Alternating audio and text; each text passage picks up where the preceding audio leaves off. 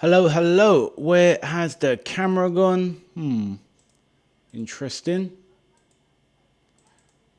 Something's not working. Right. Need to figure that out. Bad start. Camera. Lights, camera, action. Unplug that. Fuck's sake.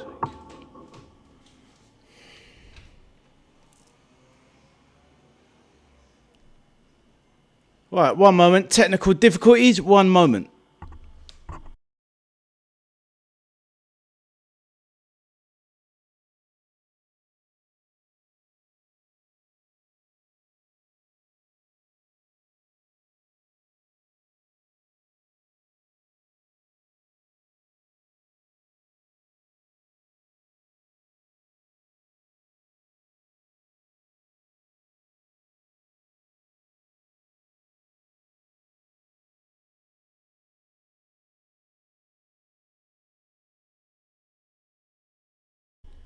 Just give me one moment, people. A few technical difficulties, one moment.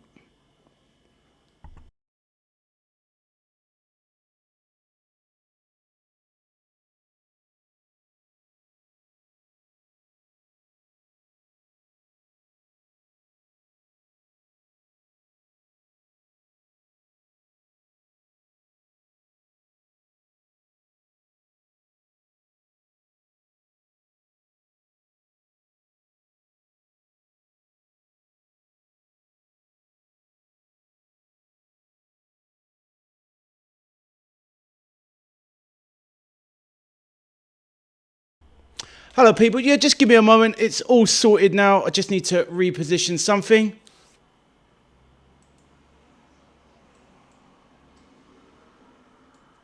Just one moment, please. One moment.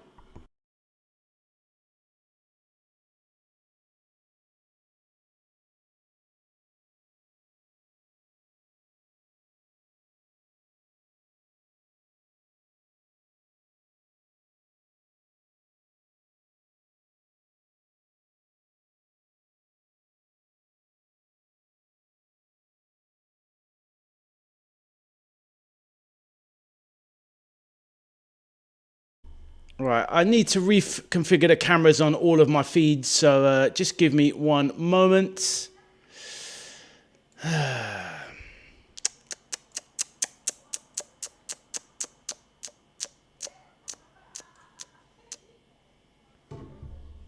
Dun, dun.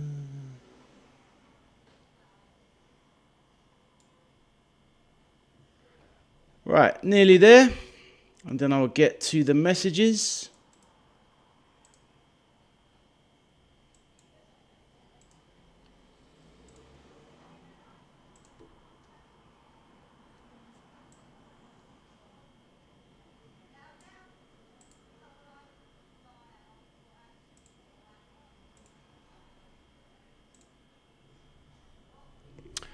Hello, so how is everyone doing? Please let me know. Can you hear me all right? Please let me know.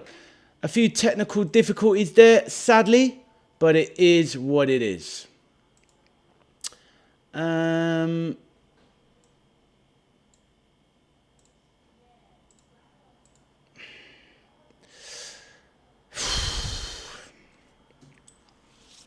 Hello, Mr. Demon. Hello, everyone. Just give me one moment to set something else up, please.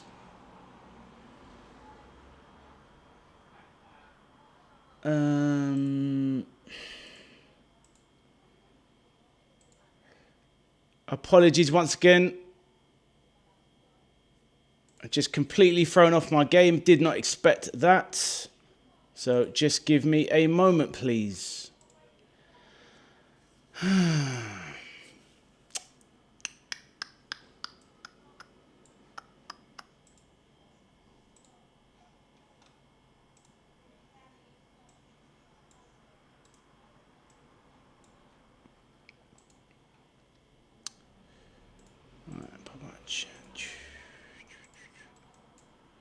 Nearly there. Another 10 seconds.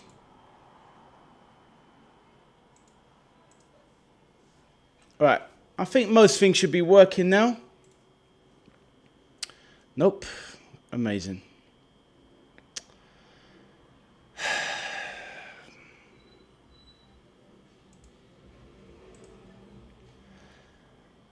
Okay. Right. All good. All good. All right. So, hello. How is everybody? Please let me know. Jace, I'll catch some of the messages now. Obviously, probably going to be a bit too many there. Jay says, hello. How you doing, my man? Another changed username.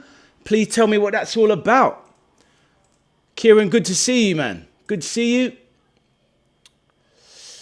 Jay says, hello, chat. FCB, how you doing, sir?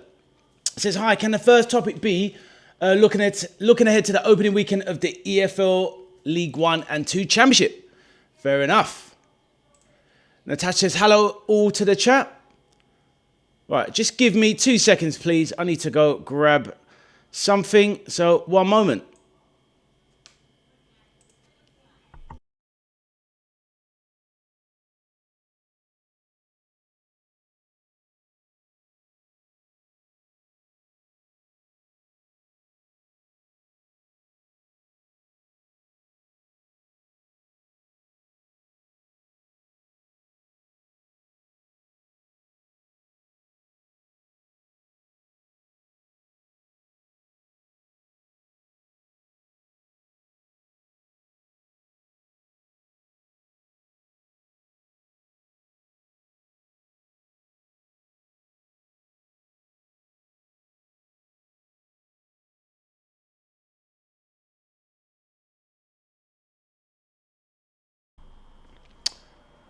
Right.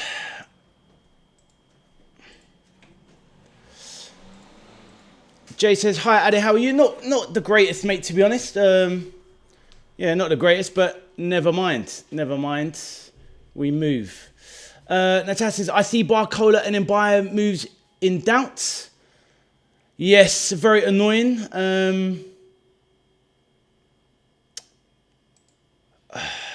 Hello, Arthur, how are you? Natasha says, it's those gremlins again in the system. It's actually not, Natasha. It's actually not. Basically, this is what's just happened. And quite frankly, anyway, honestly, I'm fuming. So somebody decided to touch my computer. They just unplugged the video camera. And you can't just do that with the system because it just messes everything up. And yeah, it's just completely gone. And I've said, don't touch my stuff, please. But yet, people mess around. And honestly, it's this literally after the stream, it's probably going to waste another half an hour for just something that just did not have to happen. I've come to go live. And yeah, it's just very frustrating because it just makes me feel and look like an idiot. And yeah, I'm really fuming about it, to be honest. But you have to breathe sometimes. You have to breathe. But anyway, please let me know how everyone's doing. But thank you for saying that, Natasha. I wish it was just gremlins, but sadly, it's real life gremlins. But anyway, we move.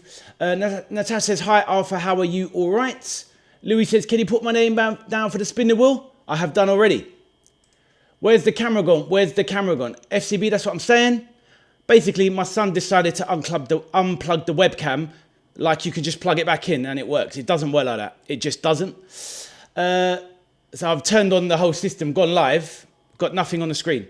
And you have to literally spend minutes trying to basically sort it out. But it takes longer than that, really. So once the stream's over, I need to go and do loads of stuff to get it back working how I wanted it to work. But enough of that boring story.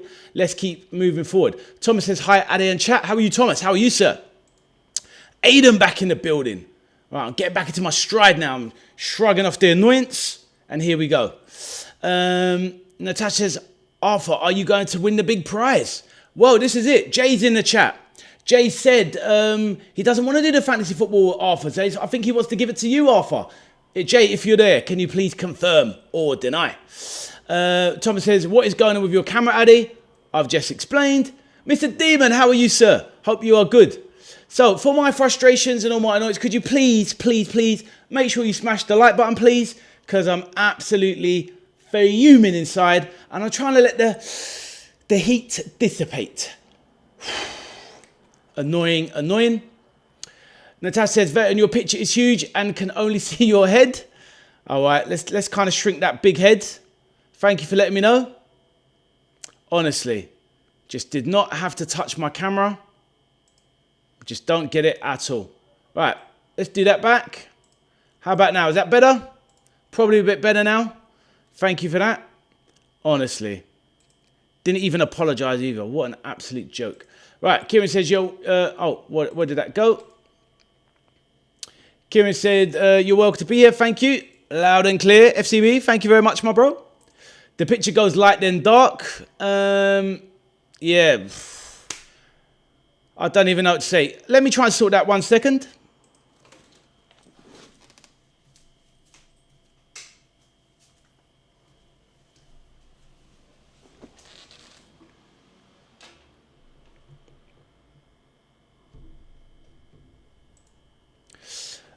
Is the light better now? Please let me know.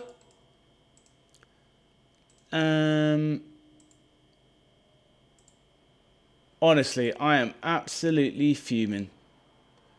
Just no need for it. No need for it. Anyway, I'll be real. We all handle things differently in life, everyone. I'm definitely the kind of person where when things go wrong or somebody does something they didn't need to do and I feel that fire inside, I cannot get rid of it. It literally burns me up, which is why I try and stay calm all the time. But it's very difficult. And once you lose your heat, once you lose your rag, it's very difficult, which is why I try to stay calm. Because once you lose your rag, I'm not the greatest person in the world. I'll tell you that. Jakob, welcome back. Jakob said, could you check if you put my name on the wall for today? Jakob, I've done it already, my friend, so don't worry. Thomas says, Ali, you sure you're good? You look stressed. I am definitely stressed, but you just got to let it pass over you. You calm down eventually. But I'm quite a volatile, quick-tempered person, to be honest, as my children will know. FCB says, my guy's not good. He's very rushed today. FCB, I was more than ready. I had everything set up in time. But like I said, somebody decided to unplug my webcam, thinking it was nothing. Absolutely ridiculous. Jay says, it's the same channel, but the watch-alongs with Jay didn't really feel like the channel name. Fair enough. I hear that, Jay. Thank you for letting me know. A man who loves changing his name. Peter says, you know, my Colombo instinct was number 3. Son had gone rogue on your gear. Peter, mate. What can I say? What can I say? Louis, Barcola coming to Arsenal. I don't think so. Miss Lauren says, hello, Ade and chat. How are you, Miss Lauren? Hope you're good. I do, Arthur. I want to give it to you, my friend. Right. So, Arthur, there you go. It's official. So Jay won the watch along. I'm going to remove his name from it because he doesn't want to, and I'll give it to Arthur. So let me remove Arthur's name as well because Arthur doesn't need to be in it because Arthur is now the winner. So yeah, there you go.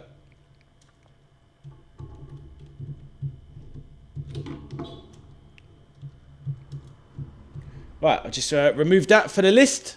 So now we go back to it. Right. How is everyone in the chat today? Please let me know. Aiden says, I'm sad from yesterday's match. I hear that, man. It was a great effort. You should be proud of the effort they put in. Aiden, it was good. Looks okay now, says Miss Lauren. Don't worry. Thank you, Miss Lauren. And please, make sure you smash that like button like everybody else. Jay says, let's cheer Ade up. You can do. Arthur says, why are you removing my name? Because you've already won, Arthur. Because Jay's already won and he's giving it to you. So there's no point in your name being in it now. So somebody else can win it. Arthur, I'll give you my win. There you go. Tell him live on stream, very clean Ade. Yeah, to be honest with you, he was just in the background. I was giving him the evils. I even told him to apologise. And he just sat there mute like an absolute punk. But anyway, whatever. Why do you think... who do you think will win today of this? Who knows, Thomas? We're going to find out after topic 6. Don't get stressed. You're here with your love and support. Subscribe to your channel. Thank you, Louis. Appreciate that, my bro. And Arthur says, cheers, Jay. Right, that's me caught up. Or how is it? Forget about me now. It's all sorted. I can sort out the rest later. It's no big deal. How are the rest of you all doing? How's it going? Please let me know. And as there's been a delay, we've already lost 15 minutes now. So, yeah, we're getting to the topics. And yeah, we're getting to the topics ASAP, really, and get the show underway. Right. I'll introduce the first one. If I try and go to my So I've got different scenes. So that means my face is going to disappear now. Yes, because that got messed up. Right. Very annoying. All right. I need to quickly fix this camera now. So anyway, keep chatting away in the meantime. Now that I know what the problem is, it won't take long to sort. I should be back on the screen now. Yep. All right.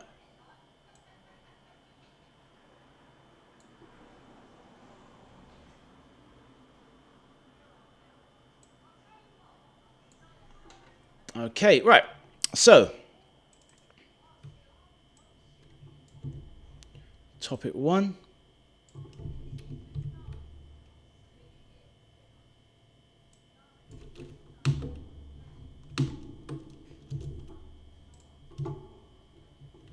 Right, you know the score by now. I'll introduce the first topic. You in the chat can introduce the next one. And we can go from there. Let me just start it. Didn't want that.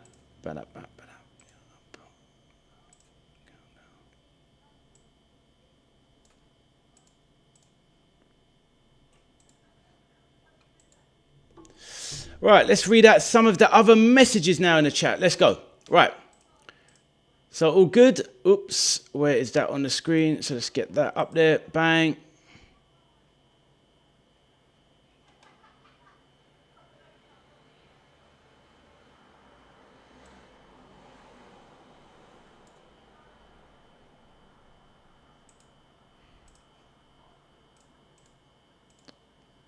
All right, here we go.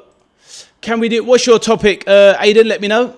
Mr. Demon says, I'm good and currently melting. Our mates, aren't we all? Absolutely crazy hot today. FCB, who is a silly fool? FCBs, do my topic. Well, we will do it soon. Or whatever that is. We'll go for them. Like you should know by now, topic 1 is mine. Topic 2 is the chat. Jessica, how are you? I'm stressed about my EA Sports account today. What happened to it, Jessica? How's your day been? Not bad, Bob. You just joined me. It's better now. Had a few technical issues due to a rogue member of the family. Hopefully me or Jessica win this live spin. Do a topic how... whatever, Jay. No, they did not, Louis. No, they did not, which annoys me further, but never mind. Right. Whatever, Arthur. Just get stressed. I hear that. What's going on with the EAFC account? Right. Let's start the topic, please. So, Marcus Rashford has returned from an amazing loan spell at Barcelona, where he was one of the best players in La Liga last season. This is a player who was flattered to deceive in a lot of his career over, his Man United time. He had a good loan spell at Aidan's Aston Villa, spending a good season there on loan from Man United after they wanted to get him off the wages and the wage bill. He's now gone over to, obviously, Barcelona last season. He's won the league over there. He's been one of the best English performers overseas in recent times. But Barcelona didn't want to keep him on a permanent deal. He's now returned back to Manchester United on a massive salary, I'll have you know, of £350,000 a week.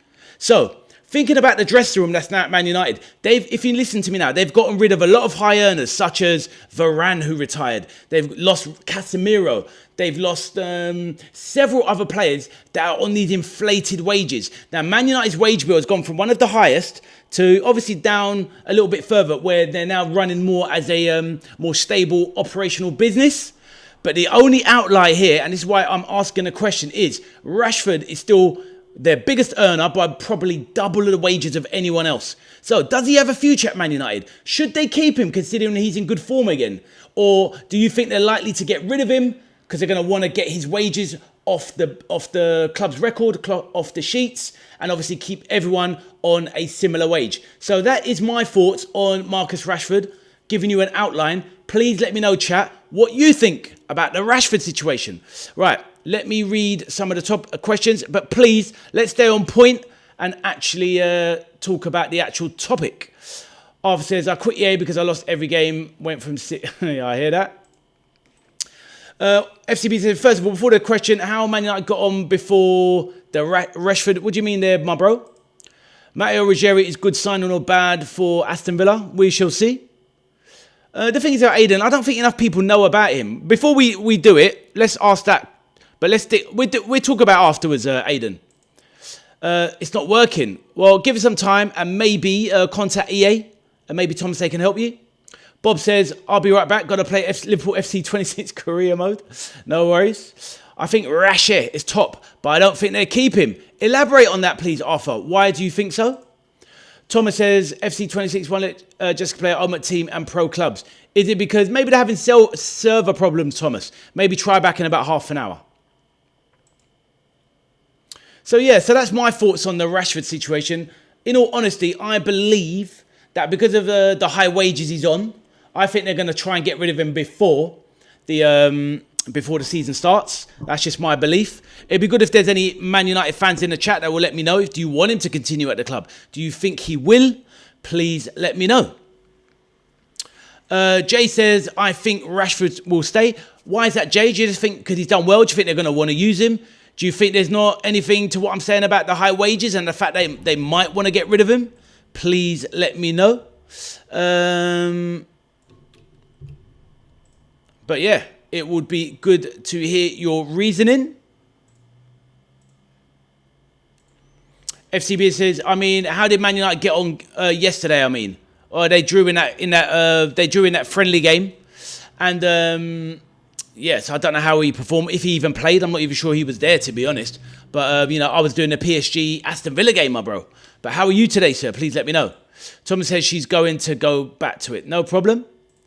Peter says, I like Rashford, but he's not worth that dough. But who is? Good point, Peter. Bruno is on the same wages and Mason Mount is on 250. I'd get rid of him first. I hear that, Peter. So you think that Man United should bring the wage bill down, bring everybody in line a bit closer. Obviously, you're always going to have your star players that are going to earn a bit more. But ultimately, he's on far in excess of even someone like Bruno Fernandes, basically, who obviously turns up for them season on season. But no, I hear what you're saying. And obviously, Mason Mount, he's obviously very... But that's the thing. Is there not like an argument to say, Peter, well, Rashford's on more money than Mason Mount, but Mason Mount can't put 3 games together and stay fit. So should they not be trying to get rid of Mason Mount on that salary before getting rid of Rashford, who is at least somebody who can actually get minutes out there on a pitch for them? So there is that aspect to it. Or probably if anything, get rid of both, if anything. I don't know, to be honest, mate. I don't know. I didn't look into that. That's a good question. Maybe I should have done. Aiden says, he was obviously at your club, Man United, Aston Villa, the previous season. How do you think he did at Aston Villa? Seemed like he did all right from that January window onwards. Aiden says, I think Rashford should stay at Barcelona instead of Anthony Gordon. I was quite surprised. I thought that they would keep him, to be honest. But yeah, very strange one. Very, very strange one. But, they've gone for the slightly younger English player. Maybe it's something to do with the wages at Barcelona as well, because they're probably having to pay the vast majority of his massive wages, and they've probably got Anthony Gordon. They've offset the transfer fee, which is a big fee, £70 million over 5-6 years. So you're talking about what, 10 million a season, 12 million a season, and probably Anthony Gordon's going to be on half the salary of Marcus Rashford. So maybe that's the reason why they kept him. And to be fair, Anthony Gordon is a good player. He's a very dangerous player. So, it is what it is. Rashford is going to Bayern Munich. Oh, wow, Louis, have you seen that around? Well, that doesn't surprise me, actually. I think that is kind of tailor-made for them. He's tailor-made to go to Bayern Munich, I think. So, good shout, Louis. Let me know if you've read that somewhere. Jay says he could be a good potential on the left and Cunha up front. Exactly, I hear that, Jay. Thank you for that. Arthur says Rashford clears Mount. Yeah, I meant get rid of Mason. Okay, cheers, Peter. Yep, good point. Exactly. Thomas says Rashford will probably go to Arsenal or Liverpool. That's what I've heard, Addy. Fair enough, Thomas. I can't see him at Liverpool, but you never know. I think Arsenal will be a good destination for him. But, would you take him at Arsenal, Arthur? Please let me know. And has everybody please smash that like button? FCB says, Addy, I've got a question for you. How do you think he fell at Man United? What do you mean? Like how he got in at Man United? I think it was an up and down career for him at Man United. 1 or 2 seasons he was fantastic. Other ones he went missing. But he was a young player and had a lot of responsibility for a weakened team at the time. Abdul back in the building. Abdul says, hello chat, how are you? Ade doesn't read my comments. Wrong, Abdul. Abdul, and here's another one for you, Abdul. Abdul Ade never watched Michael Dubry interview, and he's really cringy. Thanks. Abdul, I watched it this morning. So what do you have to say about that, Abdul? My brother, are you there? Do I get a response, Abdul? Please let me know. How about that? FCB says he just could not beat his man, in my opinion. I hear that, FCB. I hear that. Arthur says, I'd get rid of Bruno too. He's on exactly the same as Rashford. Yeah, but Pete, I mean, at the end of the day, Bruno Fernandes turns up for him. Turns up for them. Look at him last season. He was the best player in the Premier League. So getting rid of him would be lunacy at this point in time. But obviously, I think Man United need to be careful and not give... it's like Peter. Once players are in their 32, 33, 34, you got to be careful of the fall off because you get stuck with them. Hence, we did with Salah last season. Arthur says, I'd like him as our left winger. I hear that. Peter says, Abdul, all right, my bro? Raymond says, hi, Ade, how are you? Amar Dedic makes a €33 million move deal for Newcastle United right now. I don't even know this player. Let us know if he's any good. Arthur says he won't go to United's big rivals. Yeah, this is it. They probably wouldn't sell you, right?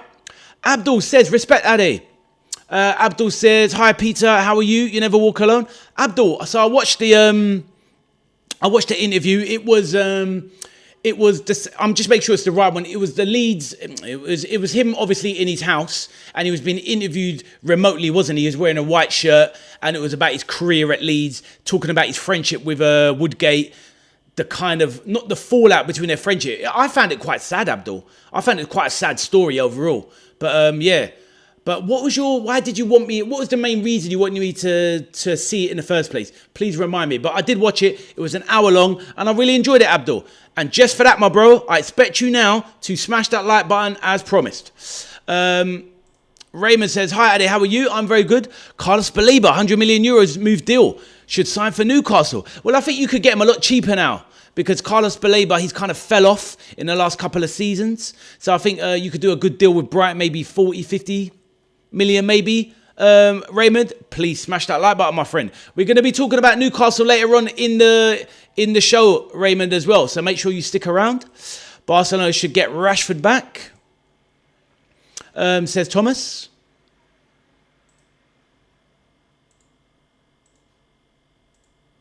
Bruno was the second best player in the Prem. I know where you're going with that, Arthur. I would take him at Arsenal. He'd be good for my team. I hear that, Louis. To be honest with you, I'll probably take him at Man United just to wind up Man United, to be honest. I think he was excellent last year. He was absolutely phenomenal.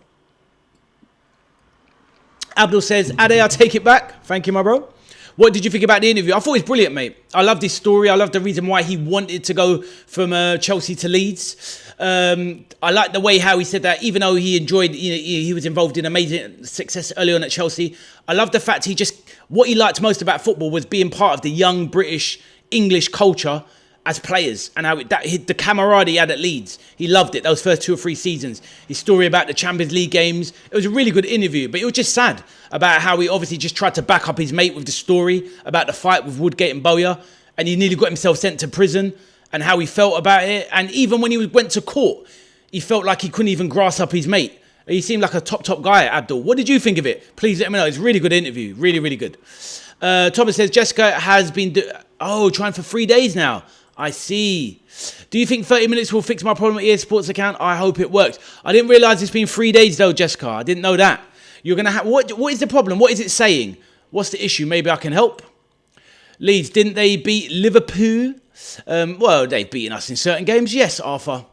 What console do you play on? Abdul, my bro. Thank you, my brother. Appreciate you, my G. And let me know what your thoughts were on the interview, my bro. Jessica plays, let me see. Jessica plays on Nintendo Switch 2. Interesting. Yeah, I don't know. What's the error code? What is the error coming up with? Right, let's get back on this Rashford topic. We've only got a minute and a half left, please. So, Declan, we got him at half price. And they just said he'd take them at Man United. Maybe he's a secret United fan. Nah. Ade, can you do my topic after this? EFL opening topic is my topic. Fair enough. Dan is back. How are you doing, my bro? Hope you're well, my bro. I know you was a bit annoyed after Aston Villa lost yesterday. But Dan, welcome back to the channel, my friend. please smash that like button, my friend. Louis is talking about them North London streets. Peter says, when I used to watch Saeed the Maxwell pulling their hair out over Bruno, are his stats for real or padding? That is a good point though. That is a good point though, Peter, for sure. Dan says, I'm back. Right. Peter says, I'll take Rashford at the pool. Enough said. I hear that. Right. Let's put that to the poll.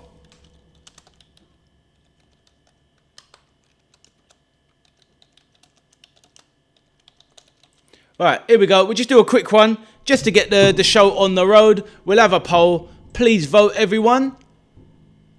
Please go for it. It's up there. We'll leave it up there for about a minute.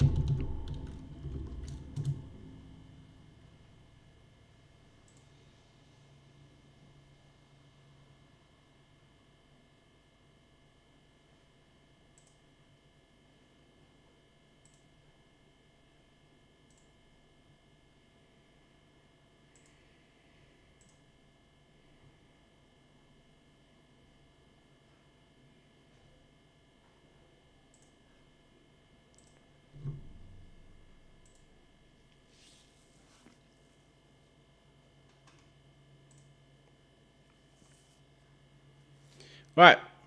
Let me know, has everyone voted? Have a quick vote on it, people, and I will read out the messages. So everyone have a quick vote on it. Do we think that Rashford will be reborn at Man United? Basically, will he stay at Man United past the window closing? Please have your quick vote now, and let's get into that.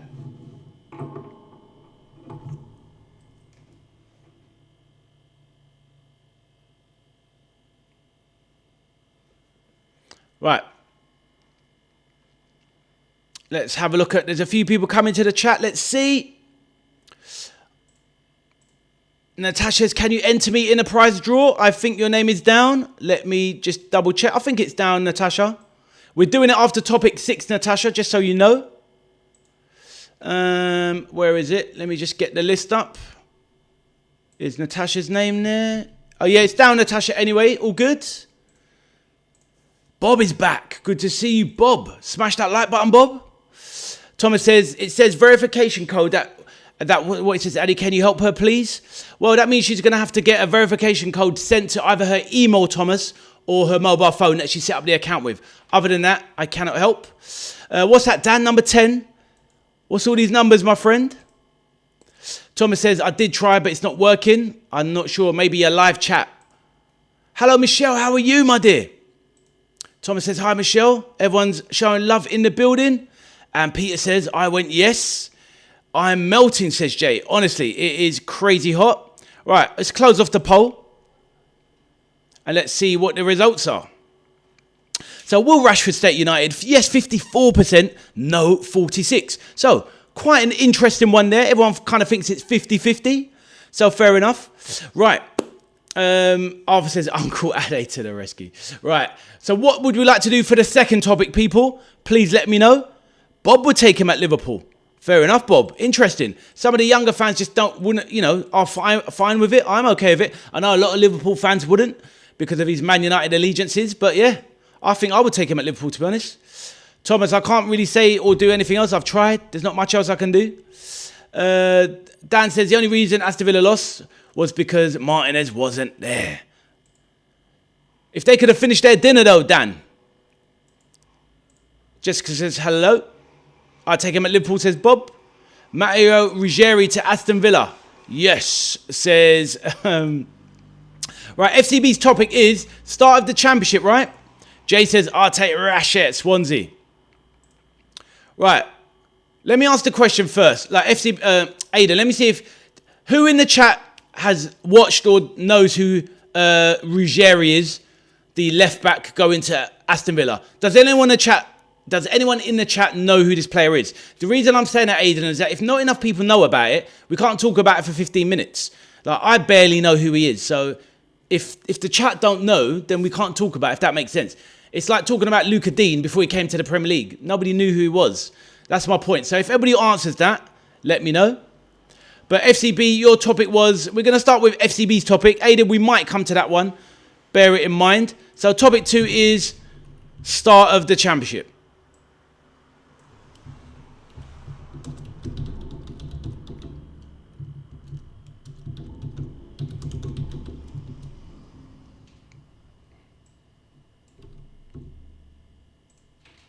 All right, so before we do that one, Aiden, I'll give people a chance to confirm or deny whether they know who the player is. All right, Aiden, so we will give it a go, but let's give it a go as the show progresses, all right?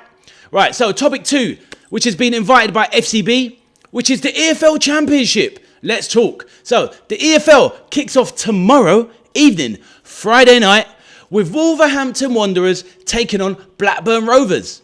Out of interest, I'm doing a live stream watch along of that big game, the game that's kickstarting the Championship. So if you want to join me for that, I'll be live from 7 p.m. tomorrow. So I'm very interested in the Championship this season. One of my good friends, he supports West Ham.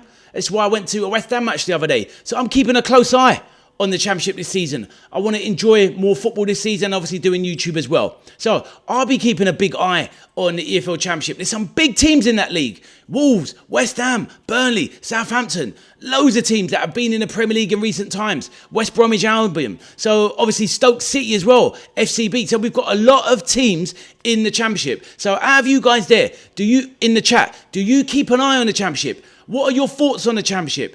Is it a good quality standard league? And who do you think are the runners and riders to get promotion? Please let me know your thoughts. Over to you guys.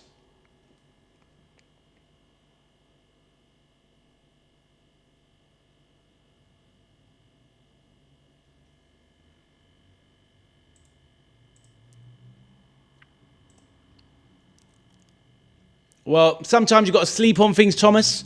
And the next day, you know, you can call up EA, Thomas. She can call up EA as well. Who made the account? Let me know. I think I've got the telephone number for EA, Thomas. You can give them a call. I'll see if I can find it at the end of the show. Or I'll message you it if I find it. You can call them, Thomas, and actually speak to them. And maybe they can help. Peter says, I've never seen him before, officer. Who's that, Peter? Where am I going with that? Arthur says, Jimenez, top scorer for the league, even at 35-36. Bob says, West Ham will easily dominate. I think Wolves and West Ham are clearly the two strongest teams. If you think about Wolves, FCB, what's your thoughts? You're the Championship fan here, the main Championship fan. You've got Wolves, who they've got, obviously, Jimenez, a very good striker. They've got this Mateus Mane, this youngster. They've got Kieran Trippier, experienced right back, who's dropped down into the Championship. So they are looking strong with West Ham as well. Louis says, North London forever. Whatever the weather, these streets are our own. Stoke to finish 11th. Bowen with a 50 GA goal season. Fair enough.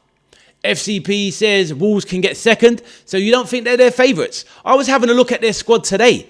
And their squad looks very strong, Wolves. I think it looks just as strong. Maybe even a bit stronger than West Ham's in a way. So, but West Ham do have some very good players, obviously. Peter says, I ain't ever heard of the guy at Villa are buying. Oh, Ruggieri. Yeah, exactly. This is the thing. I saw him play. I just saw him play one game for, Atletico in the Champions League. So I thought he looks okay, but I don't really have a massive opinion on him. Sorry about that, Aiden. Unless when we try to talk about Aiden, if people don't know him, we can't do the topic. Aiden says, Birmingham City will finish last. You think so? So you think they might get relegated? Or is that your hope? Thomas says, what is their number, Addy? Can you give it to me so I can give it to Jessica?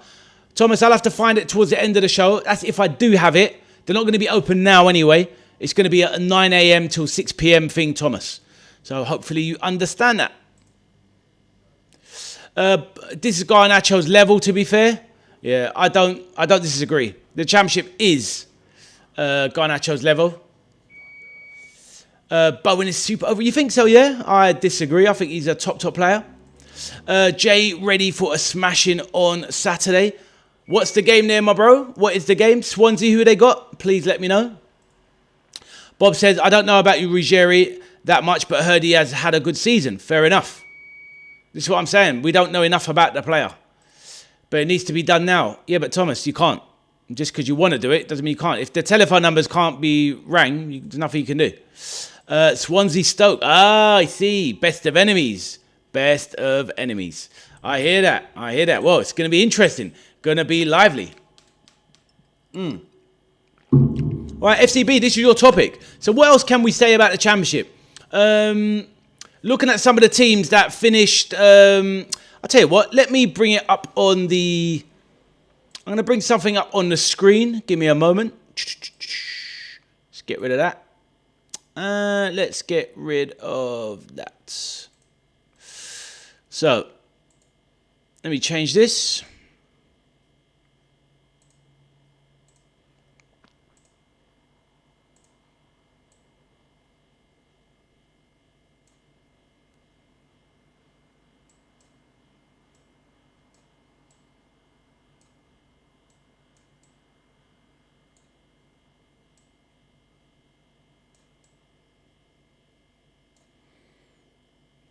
So looking at the league there, that's last season's league table in the Championship. You've got teams that have been in the Premier League there. You've got your Southampton. You've got Middlesbrough. Hull City. Obviously, they're up now, sorry, my bad. Derby County, another big team. Norwich, always in the Premier League, up and down. Swansea have been in the Premier League before. Sheffield United. QPR, many years ago. Watford used to be up there quite a lot. Portsmouth, of course. Stoke. Blackburn. West Brom. Leicester. Oh, no, Leicester's gone down, obviously. So, yeah, a lot of big teams there. A lot of big teams. Is there anyone on that list, other than the ones that obviously went down, like your Leicesters of this world and Sheffield Wednesday and Oxford? And obviously Hull, Coventry, and Ipswich went up. Is there any other dark horses there that we think? Anybody else there that we think are going to cause a stir in the Championship? FCB, your thoughts, my friend. Please let me know. So that's the league table there. Let's get me back on the screen.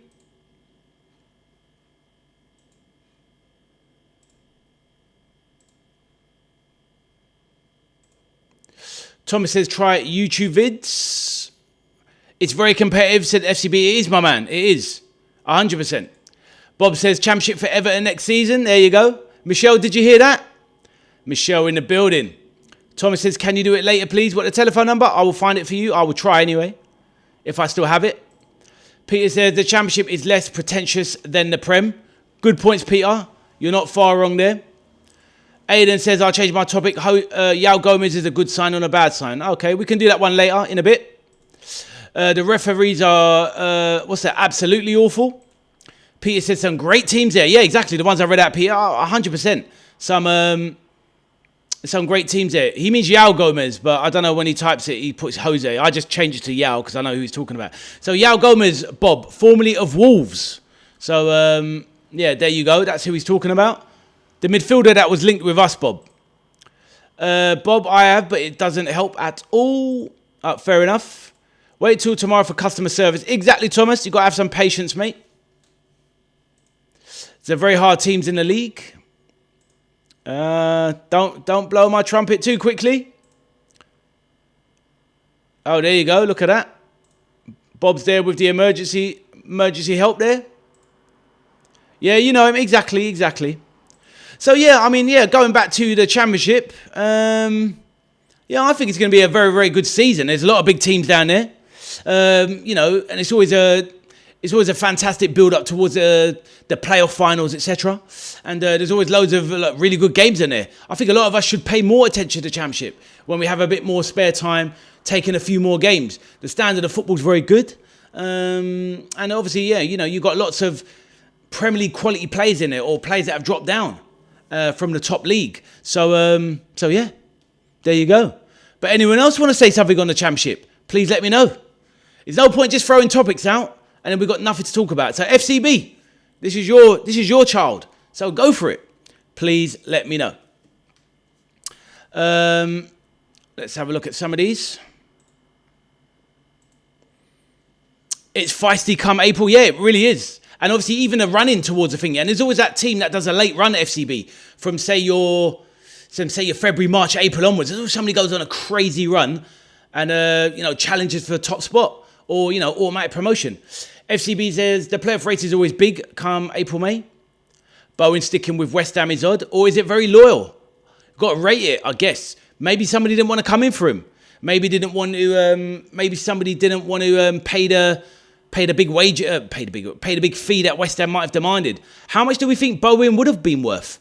I mean, I would have been happy to have him at Liverpool for, 30, 35 million. Even at the age of 29, I would have been more than happy. Probably would have paid 40 million for Jarrod Bowen. I think he's a fantastic player. Absolutely fantastic player. Bob, would you take him at Liverpool? Natasha, would you take him at Liverpool? It's me having a problem. It's not Thomas having problems. It's me. I know, Jessica. I know. I'm going to try and pass you a number by the end of the stream. Give EA a call tomorrow. They helped me in the past, even though I haven't played the Ultimate Team in about 7-8 years. But they did help me on the phone before when I had an issue, Jessica. So let's see. But we're getting on with the show. Yep, I know that, Thomas. I know. Aiden says Aston Villa is going for West Ham's right back. So Wan-Bissaka. That'd be a good signing. Cannot believe that the EFL is back. It's here already, Natasha. That is it. It's here already. Bob says Liverpool liked him. They did. I think we should have tried to prize him away. Middlesbrough bottle in the league. James is back. How are you doing? Talk Fan TV. James, a big Bournemouth fan. How are you, sir? Please, everyone who hasn't hit the like button. Jessica, have you hit the like button? Make sure you do as well, James. Talk Fan TV. Smash the like button, please. Bob says, yeah, he's a good lad. 35 to 40 million, says Bob. Yep, I think that's a good deal. I've done the advisor. What does it actually say the problem is, Jessica? I thought you need to wait out until the morning tomorrow. Talk Fans TV says you're good. Nice one, James. Good to hear that. Vaini, welcome back, my bro. Vaini said, let me ask you this. If you could have the Chuckle Brothers join the club, what positions would they be best at? Come on, bro. We've got to have serious conversation. The Chuckle Brothers. Actually, you'd want them up top, wouldn't you? If they're both playing it at the top, you'd be like, you, to me, to you, to me, to you, to me. Bosh. There you go, Vaini. How about that? That's got to be worth a like. Vaini, how are you doing, sir? Big Liverpool fan. Hope you're good. Vaini, smash that like button. Jessica done that, but it's not working. Bob says, if you could replace anybody for Alisson, who would it be? We can maybe do this as a topic later, but regarding getting a new keeper in, maybe. Let's go. We can try that one later in a bit, Bob. Rangers in Europa League. Oh, they made it, did they? Fair enough. Exactly. To me, to you, to me, to you, to the goal. There you go. See, Vaini, we're on the wavelength, lad. You know how it goes. Smash that like button, my bro. Chuckle tactics. Exactly. Chuckle brother tactics. Exactly. Right. Stoke locked in pre-season, FCB saying. Fair enough. There you go. There you go. Right. Remember, we're going to be doing the spin the wheel after topic 6, people. So anybody wants to be in the fantasy football competition and wants a chance at free entry, there it is on the screen. You could play Fantasy Premier League in my mini league. You get free entry if you win the spin the wheel competition. You could win £1,000 cash. Arthur's already win it. Jay won the prize via the spin the wheel, and he pleasantly donated to Arthur. In my league, top 20 places will win a cash prize. And there's 2 places left that you can win via the spin the wheel. If you don't win the spin the wheel and you just want to enter, then it is a £30 entry. So there you go. All right, let's catch up with some of the messages as we wind down on that. Stoke locked in pre-season. You got your new kit today as well. You should send us a picture, my bro. We can put it on the channel. Thomas, there is not much I can do, bro. Thomas, yep, you're in it. Speaking of that, can you send me the code? I will do, Arthur, but you will have to email me directly. Because, Arthur, if I put the code out on YouTube directly, everyone's going to see it, and the league's going to get flooded of fake teams that shouldn't be in it. So, Arthur, that's why you're going to have to contact me directly, whether that's through Instagram, whatever, or via my email, which is on the front page. I'll get it for you in a minute if you want, and I'll pin it in the chat if anybody wants my direct email. So that's how you can get it, Arthur. Yep, love for Jay. So that's we go. Put a bit of love for Jay in the chat, who didn't want to do FPL and gave it to Big Arth. Thomas says, there must be something you can do, Bob. What can he do? Anyway. Peter says, got to be a hell of a lot cheaper for tickets in the championship. There is that as well. Exactly that, Peter, 100%. still get to watch good quality football at reasonable prices. 100%. Yeah, don't stress yourself, Bob. Because at the end of the day, the hotlines aren't open till tomorrow. Jessica needs to be patient until tomorrow. I'll get the number. She can call up tomorrow and try and speak to somebody. Louis says, how are you today? I'm good, my bro. If you're talking to me, I'm good. Can you pin your email? Yes, I'll do that for you in a minute, Arthur. Just give me a moment. The main man's back. Aussie Ange in the building. Good evening, Your Excellency. This guy knows how to show respect. What a G. He says, loving the channel as per, and as per, smash them likes, folks. Like and subscribe. Aussie Ange, you absolute legend. Thank you, my bro, for saying that. And Michelle says it's warm today. Honestly, I was out, Michelle. It was absolutely scorchio. What is the temperature up in Glasgow, Michelle? Or are you back already, back home back to Liverpool? Let me know, Michelle. Bob says apparently phone supports are no longer available. Well, let's see, Bob. Well, let's see. I've got a number there. I'll try it towards the end of the chat and I'll let Thomas know. It was 38 in Newquay today. Wow, Natasha. Scorchio. It was 35 where I was. Michelle says, I'm on my way home now as she currently melts in the car. Did you go by a car, Michelle, or drive in by train? Arthur, name that tune. Aussie Ange is a Liverpool supporter, is he not? The real Aussie Ange is, but the Aussie Ange in our chat, he's a Spurs man. Send it to me, Bob. Yes, car, says Michelle. Lovely to see. Drive safely. Well, you're probably being driven yourself, princess like yourself being chauffeured. But while you're being chauffeured, Michelle, I hope you smash that like button. Please confirm or deny. It's an old saying, Arthur. It's an old saying.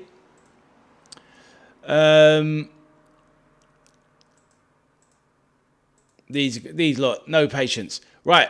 So that's topic 2 done. Right. So we're going to go on to topic 3 now. So let me just get that up. Topic 3. Good to see you. Aussie Ange in the building.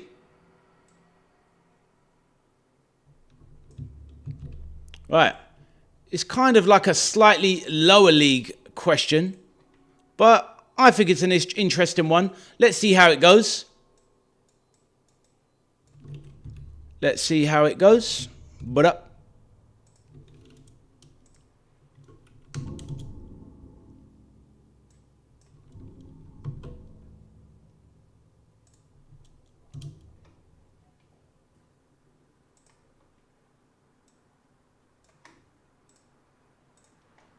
All right, reset, start, bang.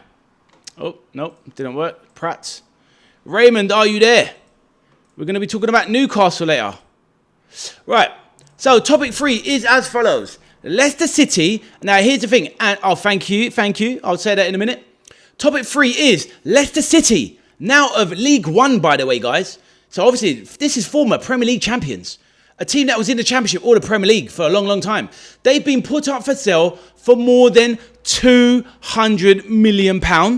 Now, the King Power Group, which was owned by a very rich and wealthy Thai family, they bought Leicester City for £35 million from Milan Mandaric, who some of you may remember used to own Reading.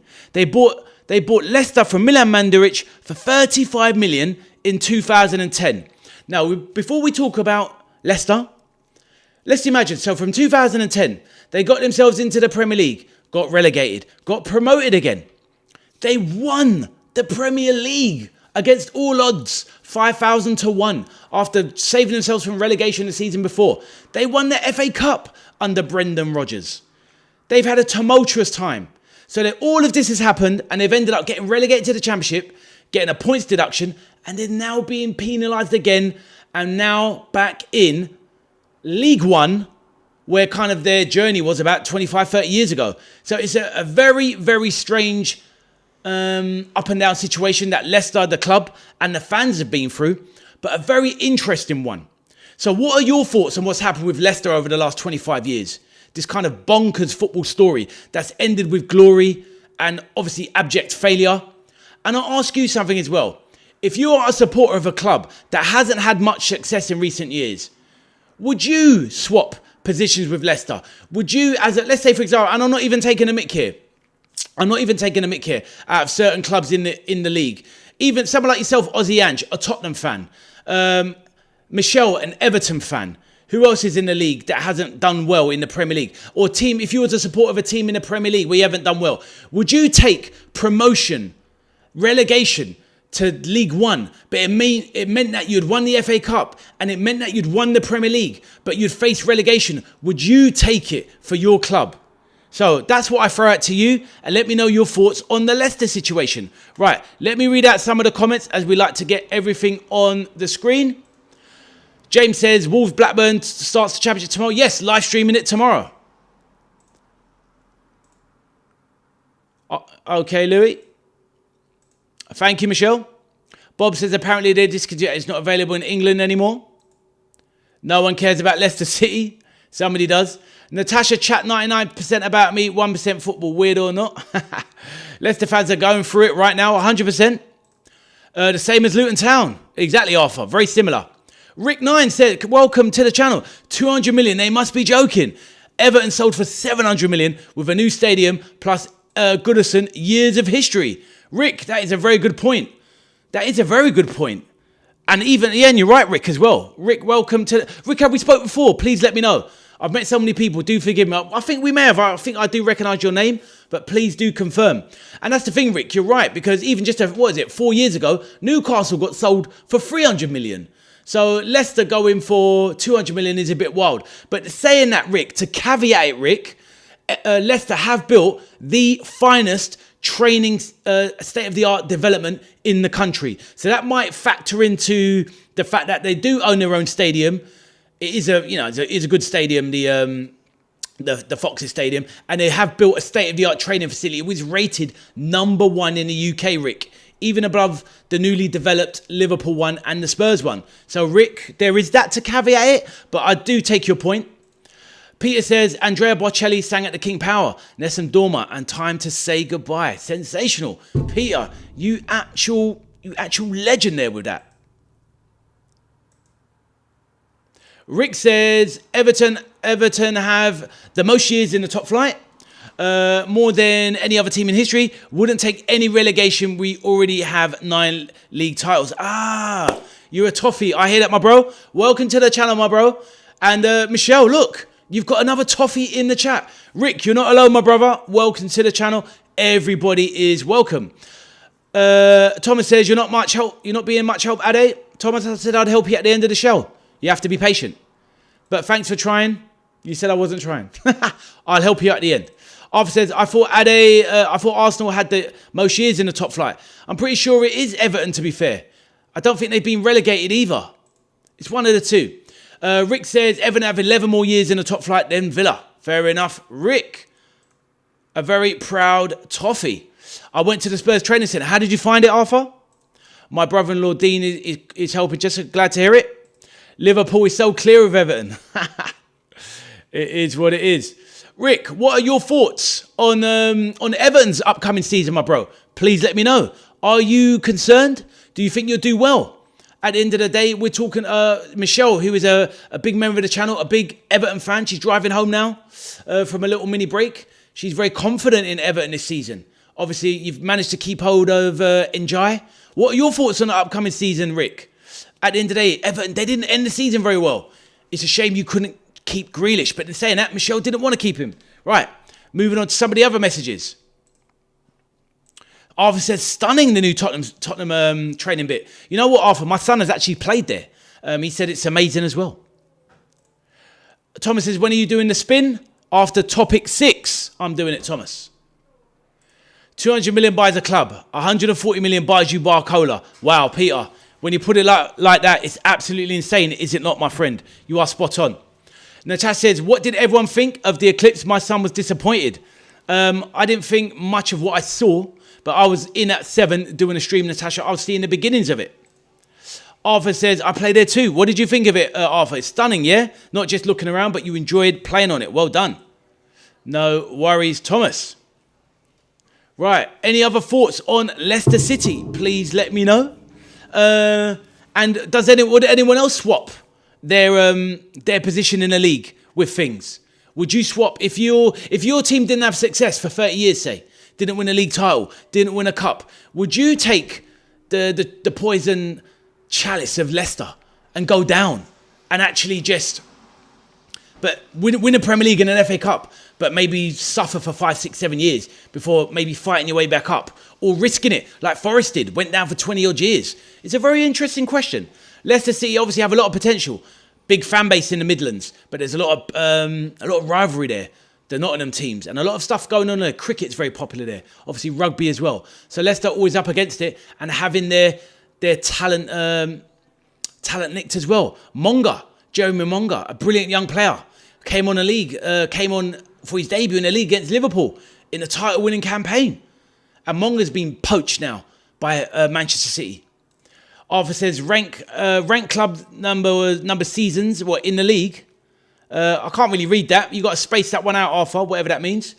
Rick says we look really good for the season. Dibbling looks good. Tyrick George looks good. Evil Saka, Rick. That's his nickname, Evil Saka. Looks dangerous, as does Armstrong. I expect top 8.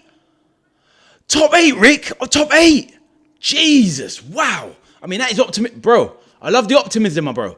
But top 8 for Everton, wow, that is a push, my bro. That is a push. Let's see what Michelle has to say about that once she tunes back in. I hear that, Rick. I mean, Rick, this one here, Tyler Dibbling. I think, what's it called? Moyes held him back on purpose last season. Wanted to not rush him. Obviously, Southampton doing that ludicrous 100 million on his head bounty, trying to get him. Everton got him for a good price. I like the look of him. He looks like a very special player. Rick says, yes, Arthur, that's correct. Not sure about that whole link thing there. Arthur, you need to kind of space it out so I can read what you're trying to say in that. Miss Lauren, welcome back. Miss Lauren says the eclipse was a bit underwhelming after all the hype. I hear that, Miss Lauren. Thank you for an amazing little contribution there. Natasha says, question, what about top players who have never won the Premier League? I think we know who number one's going to be. But Natasha, that's a good one. We can go on to that next, Natasha. Or better still, Natasha, let's rank it in a slightly different way. Best players to never win the Premier League. But we'll go on to that soon. But thank you, Natasha. We're going to do that next in 5 minutes. Thank you, Natasha, a regular supporter of the channel. And Natasha, hopefully you smash that like button. Arthur says, rank club number 1 seasons. Everton with the most. 124, is it? Then Villa. Then Liverpool. Arsenal. Man United. City. In Newcastle. Chelsea. Tottenham. And Sunderland. Interesting. Slot should manage Leicester. I hear that. Cheers for that, Arthur. Very interesting. Very, very interesting. Yeah, there you go. You knew that was coming. But we'll come on to that. Let's stick on the main topic. Look, before we move on to the next one, just going to say, obviously, you know the vibe with the channel. It's a very friendly channel. Supporters of all clubs in the chat. We've got Villa in the chat, Everton, we've got Liverpool, we've got Spurs, Arsenal, Man United. We've got Burnley when Rachel's in sometimes. We've got all sorts. We've got Everton. We've got Rick here in the chat. Please, can we make sure that we are hitting the like button and subscribing, please, to the channel to help the channel grow. It's a non-toxic place hosted by myself, but we all know the channel is nothing without good people in it. And that's what we're fostering here and encouraging, good people. So please do like and subscribe. Right. Arthur's been sitting in the sun all day. Exactly. Right. So going back to Leicester City, I think it's very harsh, you know, the way they got penalised. Because at the end of the day, let's have it right. Nottingham Forest were kind of closely skirting things. Leicester got away with a slight breach. And look at how, obviously, other clubs are. Look at Man City. Still haven't kind of faced reckoning. Chelsea have been getting away with murder, Thomas, for ages. But yet Leicester City have been slapped heavily, not just on the wrist, heavily. And they've ended up now paying and ended up going in League One. I think it's very harsh on Leicester, a team that has a lot of potential. I've had a car review for his tea. Rick says, I'll be honest, I doubted Dibbling, but from what I've seen in the last few weeks, he looks like a young Grealish on the ball. Just needs the game time and some confidence. I hear that, Rick, and Dibbling now must be about 2021. You've obviously kept Iliman Ndiaye, who surprisingly didn't go for that Saudi money, my bro. I think obviously with up top, Beto has kind of slowly become a bit of a Premier League strike. I'm still not sure about him. It would have been amazing if you'd obviously kept Calvert-Lewin. It must be a bit of a liberty. Rick, what do you think of Calvert-Lewin? Going to Leeds and absolutely ripping it up, even in pre-season, ripping up Liverpool pre-season. What's your thoughts on it after he stood by him for so long and he can't stay fit for 5 minutes and all of a sudden Can't stay fit for 5 years. Goes to Leeds and now he's fit again. It's very strange. Arthur says, are you spying on me? It's a 5-hour drive. Arthur, she's doing the Drake. I got my eyes on you. Natasha's on your case, young Arthur. She said, no, it's just banter, Arthur, lad. Bob says, Natasha, do you know Arthur? I had Arsenal wanting Jai. Is it? Interesting. Jaden, back in the building. Jaden, I can hand. We've been... Okay, what's that, Jaden, you're saying there? Not quite sure. But Jaden, make sure you smash that like button, my friend. No, Bob, where have you been? What do you mean I've been here, says says Bob. Right, so we're winding down this topic 3. So, Natasha, we're going to go into your one. So does anyone want to say anything else on the Leicester City situation? We can bring it to a close early. It's no problem if nobody's got anything else to say on it. But does anyone else have anything else to say on the Leicester City situation? Please let me know. All right, yeah, let me get that for you, Arthur, quickly. So I'll leave the Fantasy Premier League game on the screen. If anybody wants to join the free entry for my Fantasy Premier League competition, where if you do play FPL, Fantasy Premier League, and you want to win a cash prize, then you can enter my Fantasy Premier League. What you need to do is, I've got 2 places left. Arthur already has 1. He's already won 1. But if somebody else is interested in it, you can let me know your name now, and I'll put it on my spin the wheel, which will be happening at the end of topic 6. So let me just get my email for Arthur and pin it in the chat.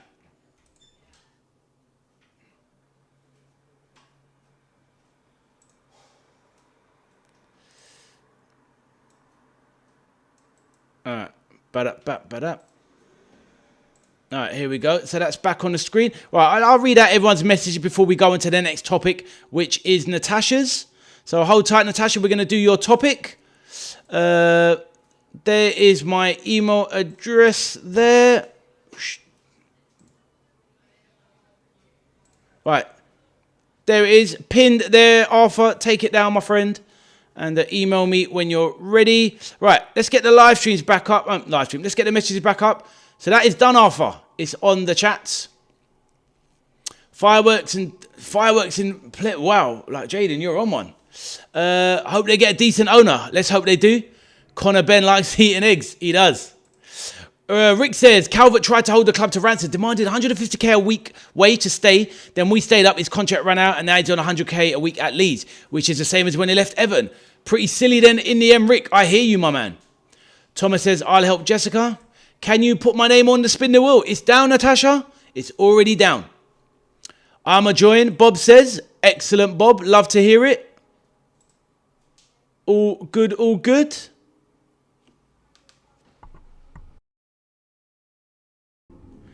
Bob, let me put your name down. I'll put your name down, Bob. Give me a second. Rick, you're new in the chat. I don't know if you do Fantasy Premier League yourself. Let me know. And you could have a chance of entering my league. Let me know. All right, let's go back to reading some more of the messages before we start the next topic. I'll put your name down, Bob. It's in. Lovely. Better and Barry on less than Calvert-Lewin combined and scored 18 goals between them. Better scored 10 last season with Lewin. Fair enough, Rick. And obviously both have availability. I'm not sure about that Tierno Barry, though. He does look a bit championship to me, Rick. I'll be real. There's my email on the screen if needed. Louis says, I have a feeling I'm going to win the £30 entry. Louis, hopefully you do. Natasha, veteran, is your son's at work? Nope. My middle son, he's sleeping now. Get ready for his early shift. And my other son is just over there playing PlayStation. As you can probably hear it in the background, annoyingly. Peter says, if your name's not down, you ain't going to win. Exactly, Peter. And your name's not down, Peter. But you don't want to win. Unless Peter wants to win and then give it to somebody else. But Peter's like, nah. Peter can't be bothered. He's like, nah. Too cool for that school.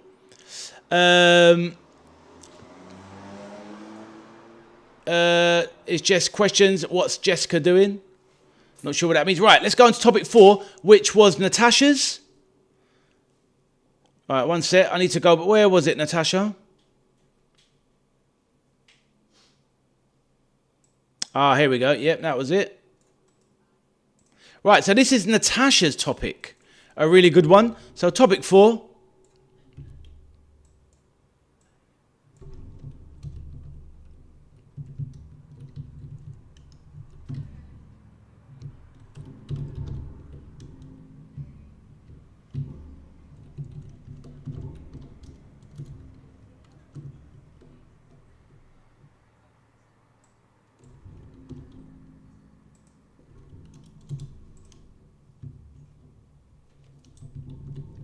Right, let's start it.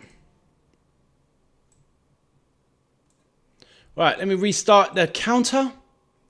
So remember, we're doing a spin the wheel at the end of topic 6. Right, so let's introduce it. So this is by Natasha. The best players to never win the Premier League. Is that good with you, Natasha? So, obviously, there's an obvious standout. Who are the best players to never win the Premier League? Now, obviously, as a Liverpool fan, I'm obviously easily going to have to go to Liverpool's number 8. The best player to ever wear number 8.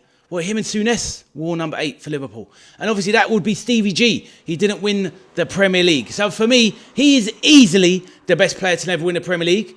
And when you see a player that actually ends up in, well, the Premier League Hall of Fame and ends up in an all-time combined Premier League 11, which Stevie G often does get into, for a man that's never won a Premier League, he has to be the best player to never win the Premier League. How about everybody else? Aussie Ange, do you have one yourself? Please let me know. Who are some of your best ever players to never win it? Thomas, we'll do that. Ollie McBurney, definitely not. Best goalkeeper never to win a Premier League, Neville Southall. Wow, that's a great shout. Now, obviously, Rick, you've got your Everton allegiances, but that is a great shout. Neville Southall, when I was growing up in the 80s, was an absolutely phenomenal goalkeeper. You know, obviously, he never looked the part, Big Neville, but he was the part. And that's the thing, Rick. I don't know how old you are, my bro, and how long you've been supporting Everton, but you're going to remember this name, Bobby Mims. Now, I know you're going to remember that. Now, as a Liverpool fan, when I was a kid, I was chuffed when Neville Southall was injured for the FA Cup final. And it meant Bobby Mims was playing, because at the time, the pundits were saying that if Neville Southall had played, Liverpool wouldn't have won. That's how good Neville was. But yeah, he was absolutely phenomenal. Great shout, Rick. Love the knowledge. Top stuff. Peter says, when I was a kid, Big Nev was a god. There you go. Peter says it himself. Peter used to play in goal himself as well. But Neville Southall, Everton won their original league trophy. Oh, that's a good point. That's a good point. That's a good point though, Rick. Yes, that's true. He did win the league, yes. So we can't really have him in there, really. But obviously, I kind of got what Rick was saying. But yeah, the thing is though, yeah, it's true, Rick, because obviously the way we are with us older football fans, the Premier League or Division 1 is the same thing. Obviously, the Division 1 is now the Championship, but, you know, you get the point. Division 1 was the Premier League, same thing. And yes, Neville Southall did win it. Did he not? In 87. So he would have won it. Yeah, I know it's not the Premier League, though, exactly. But to be fair, when did he leave Everton? He might have left Everton before the inception of the Premier League. So that's the thing. So we kind of mean who haven't won the league, basically. The top division. But good point there. Stevie G and Kane. Oh, great one, yeah. Obviously, Stevie G's the obvious one. Harry Kane, definitely. Would we put Son in there as one of the truly great players to never win the league? Maybe Son's a bit of a straight. I mean, he's obviously a top player. But, okay, fair enough. Ismaila Sarr. Oh, come on, Thomas. We need real top quality players, as in the best of the best. Arthur says, best goalie never to win the Prem is... who's that? Who? I don't know who you mean. Is he talking about Carlo Cudicini? I mean, he was a good goalkeeper, but I don't know who that is. No, he played his last season in the Premier League. Yeah, fair enough, Rick, but... Look, the Premier League it was just the first division rebranded. When teams won the first division in the 80s or the 70s, they still had Liverpool and it still had Man Utd, still had Everton, and it still had you know, City in it, etc. It's still always the best team. So if he won Division 1 as a player, which Neville Southall did, he technically won the Premier League anyway. So that's why we're not doing him. But it's still a great shout. It was a top goalkeeper. Yeah, but as Natasha pointed out, he did win the top flight. Gareth Bale, 100%. That's got to be in there. Gareth Bale, definitely one of the greatest players to never win it. Maybe wasn't around in it long enough. I mean, obviously, he was in the Premier League for about 5-6 seasons overall. Ward-Prowse? Nah, come on. We're talking about great players. Best players. Ward-Prowse, come on. Alan Shearer, he did win the Premier League. He won it with won it with Blackburn Rovers, Thomas. Who are you talking about? Casillas? Nah, don't know who that is. David Ginola. That's a good one. Now, that's a top player. And whether people think he was... people are going to say, like, some people don't think Ginola should have won that player of the season that year with Tottenham when he did. But he was a top player. He was one of the better players in the Premier League and had defined a certain era. He did have that panache. And yes, he didn't win the Premier League. So that is a great shout, Rick. Fantastic contribution. Really good. Arthur, who is Iker Casillas? It's all good. He didn't play in the Premier League, you lemon. Right, Ozzy Ann says, a truly great player to never win the title. Xabi Alonso. That's one. Santi Cazorla. Very true. Alexis Sanchez. Very good. Very true. Yeah, great stuff. Ozil. You could put Ozil in that category. Yep, great players to never win it. Yeah, really good points, guys. Nice one, Ozzy Ange. Brilliant stuff. Rick, great take. Arthur, Casillas. Don't be silly. Raymond says, add a topic for the day about Newcastle manager. Well, funnily enough, Raymond, we are going to do Newcastle as my topic. So, hang in there, Raymond. We will be doing it. So, hang in there, Raymond, from Slavonga, Zambia, my friend. Make sure you smash that like button.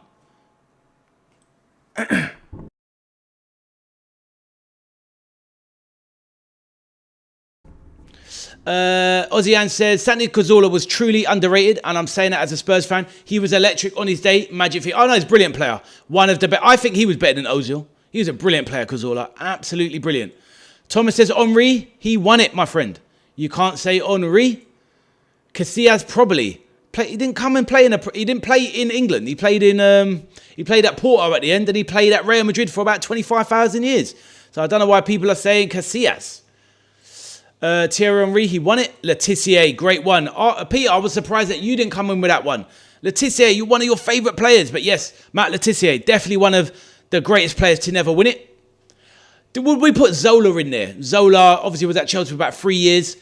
I kind of, you know what it is, guys? When it comes to these kind of questions, I like a body of work. So I'm not going to put in Luis Suarez. He's there for 2.5 years. Well, that's why he didn't win it. He wasn't here long enough.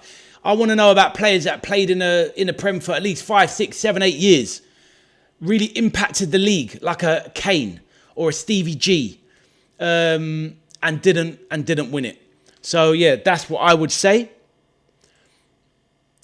Yep, exactly. I don't know. Yeah, Tom, I don't know where he's going with that. Phasmo in the building. Phasmo says, when's the next spin the wheel? I need me a free entry. Phasmo, good point. The FPL Spin the Wheel competition is coming up after topic 6, my guy. So there you go. Anyone who wants to be in that, please let me know and I will add your name down. Just anyone that wants to be down. Like with Monica and Brandy, I want to be down. What's you? Well, that's you all over. Duncan Ferguson. Do we have that? Do we think Duncan Ferguson was great enough or in the Premier League? I guess he was. I'm not sure if Duncan Ferguson was great. He definitely had great attributes. I think when he played at Rangers and at Scottish level, Scots Prem level, Duncan Ferguson was great. Maybe, Rick, you disagree with me. Obviously, he's an Everton legend, and I hear that. But Duncan Ferguson, great player. I think he was a good player. A big handful. Good feet for a big man, as they say. But I wouldn't say Duncan Ferguson was a truly great player. So I'm not having him myself personally. Ozzy Anches, Matt Letitia, a world beater. Oh, honestly, anyone that needs to go and see world-class goals, just go and watch compilation of Matt Letitia's top goals. Every goal is a screamer. Certain players just don't score rubbish goals, like ever. And he's one of them. Just scores amazing goals. Arthur, not bothering with that. Peter says to Rick, now we're talking. Letis was a master. I like your takes, Big Nev and Letis. There you go. That's the thing. Rick, presume that you're from the Liverpool area, Rick. We haven't had that chance to have a chat yet. Peter, your brother in the chat. He's a red, but he's from Liverpool as well. And Natasha, who is a toffee, she's from Liverpool as well in the chat. I'm sure she'll be back as well. Peter said, oh, maybe Zola, says Bob. Yeah, exactly, maybe Zola. I don't think he was around long enough though, Bob, to be fair. Says, yes, I know you asked who was after talking about, I guess, Casillas. I didn't realise I was going to be on a wind-up. Says Fabregas did win it, Louis. He didn't win it for Arsenal, but he won it at Chelsea, Louis. So there you go. If I don't land on me, the person who wins it, gift it to me, please, says Phasmo. Phasmo, trying that cheeky one there. Natasha says Fernando Torres. Great shout. Really good shout. Yes, he was definitely a great in the Premier League for 3. Well, obviously, he was in the Premier League for about 5 seasons overall. He was definitely great at Liverpool. Not so great at Thomas's Chelsea. But yeah, very good take. Oh, of course. Oh, yeah, Natasha, very good one. Fernando Torres. Yep, I'll definitely have that one. Oh, my days. Yep, Robbie Fowler, 100%. One of the Premier League great all-time strikers and didn't win it. You're right, Aussie Ange. Great take, my friend. How did we forget Robbie Fowler? God, number 9. Arthur says Hullet. Nah, I'm not having Hullet. Wasn't in the league long enough. Hullet's a legend from other country, from his time, obviously, in Holland, and more pertinently for AC Milan in Serie A. Bob says, would you rather have the brains of Dubois or let Everton two-peat the Prem? Nah, they can two-peat the Prem, Bob. I'm not trying to be that guy. That's a funny one, though, mate. Good stuff. Paolo Di Canio. That's a very good shout. Great player. I'm not sure how long he was in the league overall, Natasha, but he probably was in the Premier League for, what, five years or so? Who else did he play for? He played for West Ham. Sheffield Wednesday, I think. Who else did he play for, Natasha? Can you remember? I think he's a great player. Definitely a great player. For me, definitely better than Duncan Ferguson. So, yeah, I think he's a great player, never to win it. Thomas, come on. Never played in England. Can't do it. Rick says Lineker. Gary Lineker. Now, obviously, he didn't translate to the... Oh, he did. Well, no, he was. You're right. Well, even let's have it right. It doesn't matter because he was late 80s anyway, mid-80s too. Then he went over to Barcelona, came out to Spurs and played in the Premier League. Gary Lineker is an all-time great, one of the greatest strikers of all time, one of England's finest. And yes, by default, he is definitely one of the greatest players to never win the top flight title or the Premier League. Rick, fantastic take. Ozzy Anchard, Fowler, another underrated player who can finish. Oh, my days. Nobody is underrating Fowler at all. Yakubu, I'm not going that far with that one, Rick. I know he's great for your club. Bit of a cult hero. But I don't think he's a great striker. He's not like a great striker. Look at some of the players that we're talking about in this catalogue here. Yakubu is definitely a couple of rungs below some of these guys. Like, look at Lineker compared to Yakubu. Chalk and cheese in terms of world level ability. But thank you for the insight. Luis Suarez said, Bob, I'm not having him in there. Obviously, he was a great player and better than practically most players on this list. But he wasn't in the Premier League long enough, so I don't think he counts. 2.5 years, Bob. That doesn't count enough for me. Lineker says, Thomas, yes, exactly. That's just been given by Rick. Thomas, thank you. The best is obviously Steven Gerrard, who didn't win it. He's number 1 for sure. I agree. Spent all his career here, more or less. And he's definitely the best player to never win it. 100%. Stevie G, my guy. Jermaine Defoe. Border. I think that's a good one. No, he's a Premier League great. Great player. He's a very good player. I know what you mean, though. He's a tricky one with that. That's a really good one, Aussie Ange. He's definitely better than the vast majority of some of the players. Obviously he's better than a Yakubu. He's better than a Duncan Ferguson. No slight on the Everton players. He's better than a Paolo Di Canio, for example. No, but I suppose you've got to put him in there. He's definitely one of the best players not to win it. I think that's a good one. I think it gets in there. Good one, Thomas. Yep. Charlton, Di Canio. Oh, Di Canio played for Charlton too, did he? Didn't know that. What about Darren Bent? Is he going on there, Darren Bent? Ian Wright won it, Thomas. He won the Premier League with Arsenal. Best Premier League strikers, maybe Louis. Let's see. Carragher. Carragher's surely got to go down there. Yep, that's true. I put Carragher in there, Mr. Spit. Bob says, who's the underrated legends of your club? A good question. That is a good question, Bob. Let's write that down. And what was the other one? Let's put that down. Yeah, really good question, Natasha. Love to see it. Natasha with a fantastic question.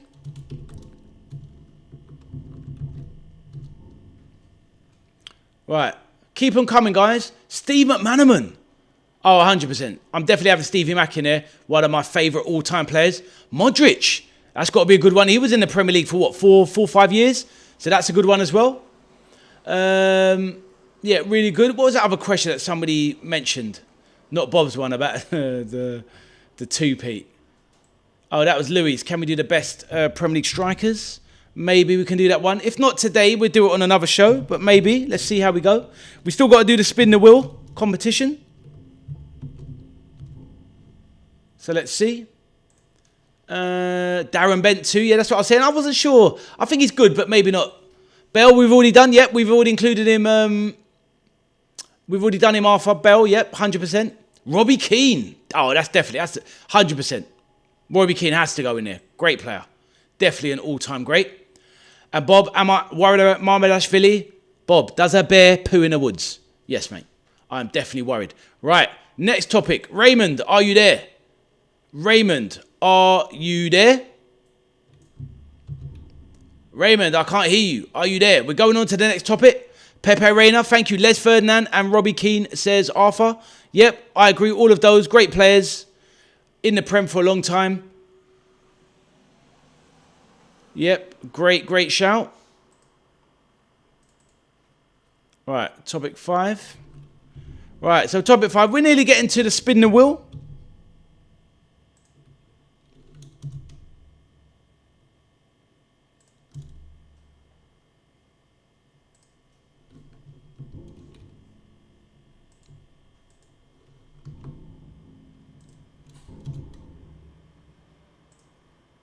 Right, topic 5. Right, topic 5. Script. Reset. Start the countdown.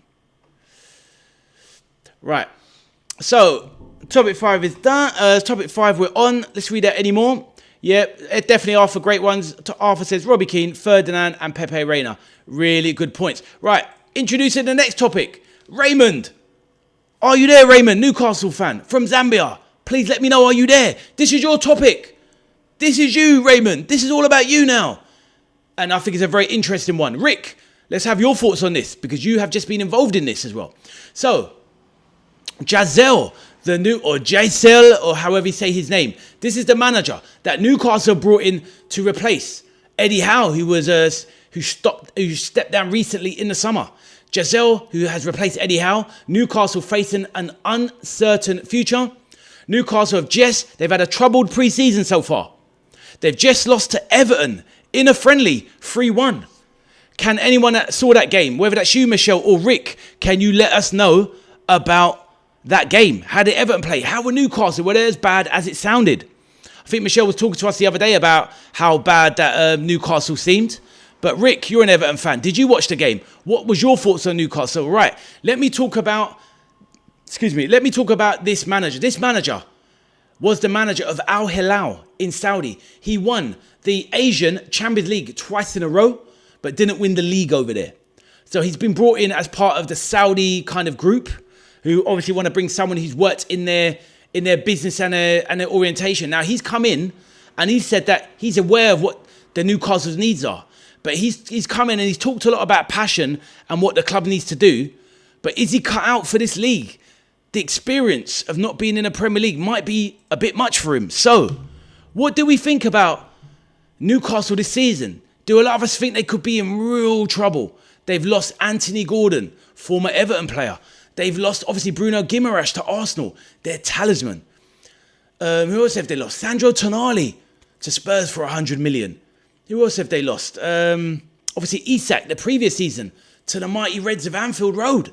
So, what are Newcastle looking like? It's going to be very, very interesting. I'm a bit worried for Newcastle personally. I think that, and the fact is they finished 15th last season. They've got all this money and can't get it into the club. What are the thoughts? Does this manager cut it for you? Let me know your thoughts on Newcastle. This is the next topic. Thomas says, Jaissle is a bad manager. Why'd you say that, Thomas? Let the chat know. Arthur says, how'd you lose to Everton? Bob says, yeah, obviously. That's good to hear. Hopefully that's right. So, right, let's stay on topic. Rick, do you have anything to say regarding Newcastle? You just played them in a pre-season. Please let me know.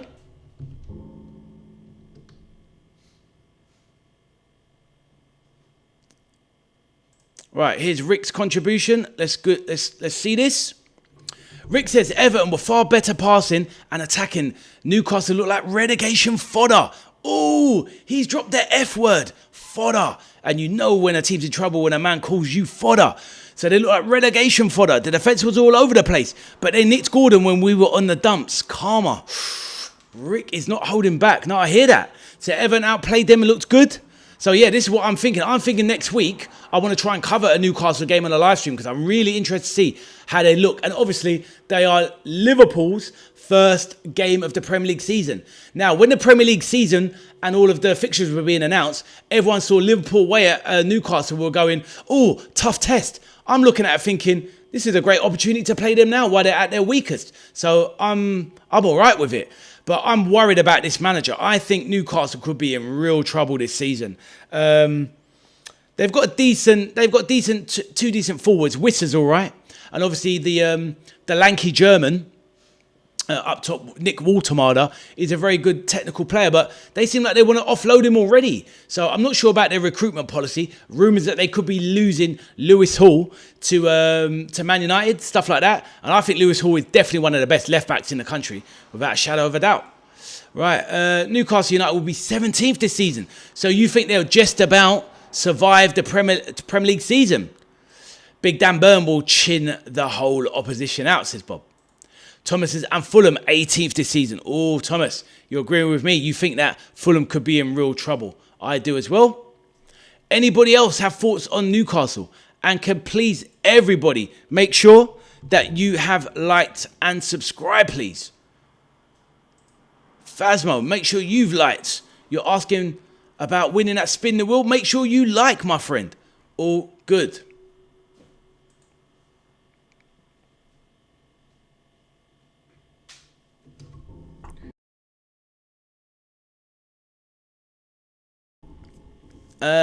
What else has been said here? I think Newcastle can be all right with some good signings. I don't know, but are they going to get those good signings? That's the thing. Are they going to get those good signings? When you lose half your squad and manager and other players want to leave and not sign, you're in trouble. This is what I'm saying, Rick, and this is why I brought up as a topic. 100%. If you lost your manager, he's won you your first trophy in 70 years. Over 2 seasons or 2 or 3 windows, you've lost. Think of the players they've lost. Anthony Gordon, Bruno Guimaraes, Isak, Tonali. Those 4 players practically walk into any other side in the Premier League when fully fit and playing well. 100%. So yeah, I think Rick's right. They're in massive trouble. Lost the manager as well. And now bringing in a manager who's never managed in the Premier League. Really good take, Rick. I appreciate it. Arsenal want to get Trent Alexander-Arnold.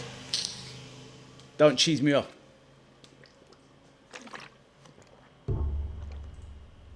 Arthur says, I sent you an email. Thank you, Arthur. I will check it, obviously, after the stream. They have Dan Burn, so it's all right. I don't know if big Dan Burn, 6'7" of him, is going to save them. Dan Burn cannot do anything. Eddie Howe will replace Moyes when he leaves. Would you like him at Everton? Let me know. Obviously, Rick, I'm assuming you do. You would like him. Good stuff. Right. Michelle, are you there? Give us a reminder, Michelle. What are your thoughts on the Newcastle-Everton game that just happened? And are you as bullish as Everton for next season? Bob says, Dan Burn was a good centre-forward versus Argentina.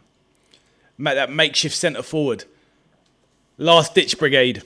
Throw someone up. So, yeah, with Newcastle. Raymond, are you there? This is your time to shine, Raymond. your beloved Newcastle. I'm not even sure who else they're really linked with. Obviously, they bought a goalkeeper, Hornacek. He looks okay. But, you know, I think Nick Pope has seen his best days. Yeah.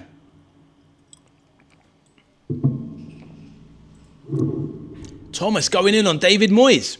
I don't think he's a rubbish manager. I think he's a very pragmatic manager. He doesn't play a great brand of football, but ultimately, he's a manager. You'll never go down with David Moyes, put it that way. How's the big toffee? And he's already stated it's his dream job. So it's an obvious choice, really, for both parties. Wow. I did not know that. How is that? He doesn't come from Liverpool originally, does he? And he definitely didn't play for them. But, yeah, interesting. Yeah, Rick, let us know more about Eddie Howe. Didn't know that, my friend, but great insight as usual. You're fast becoming a top person on this channel. Some really great insights. Slot to Newcastle would have been great. That would have been interesting. That is a good point. Thomas with the shades on. Michelle is back. Her phone died. How are you, Michelle? Michelle, you're getting a run for the top toffee of the channel. Your boy Rick 9 is in the building, and he is a toffee like you, and he's coming up with some amazing stuff. I didn't know that Eddie Howe was a blue nose.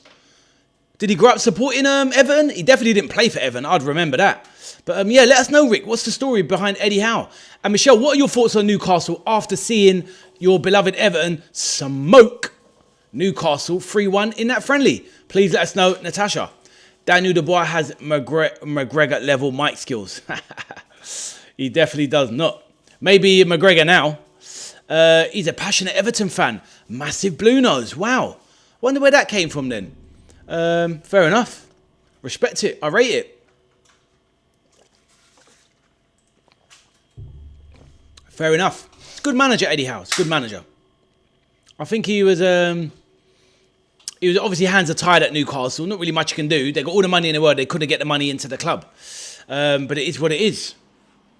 How's your journey going back, Michelle? Are you safely home now or are you still travelling? Long old way from up there in Scotland back to Liverpool. What's that, a good 5-6 hour drive? Please let me know. Newcastle getting relegated. Michelle going in. Double barrels. Bang. Shotgun. See you later. So they were that bad, were they, Newcastle, Michelle? I think you did say that the other day. You were not impressed. You said they were off badly. But yes.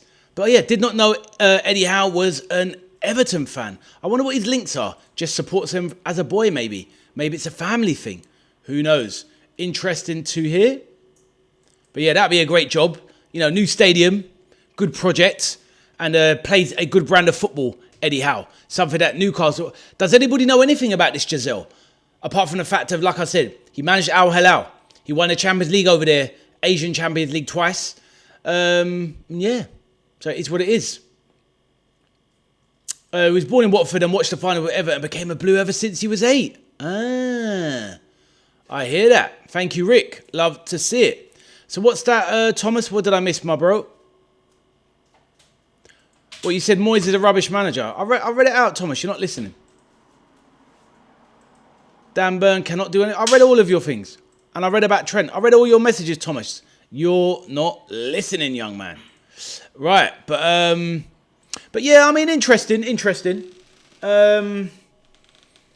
I think a lot of the thing what it comes down to is that, like Rick says, Newcastle could be relegation fodder. The thing is, I think what's going to save a lot of these teams, I think what could save teams like Newcastle and Fulham this season, because I've gone in on Fulham a lot. I think Fulham are in real trouble this season, as brought to my attention by a good friend of mine who kind of outlaid a few things for me regarding Fulham. And yeah, I think what might save Newcastle and Fulham is the fact that the promoted team just might not be strong enough. Simple as that. And that might be the only thing that saves, the likes of Newcastle and Fulham. Will Hull, Coventry, or Ipswich be strong enough to survive in the Prem? And maybe that's what's going to save Newcastle. Maybe that's the reason why they might scrape a 16th or a 17th. We shall see. But this Jaissle, this Jaissle is is an interesting. Anybody that appoints a manager who's never managed or you've never heard of, straight away your alarm bells ring, because you think Premier League, toughest league in the world, and a club, big club as well, have brought in a manager who nobody's heard of. Literally nobody knew who this guy was. Whenever that's the case, you've got to say somebody could be in real trouble.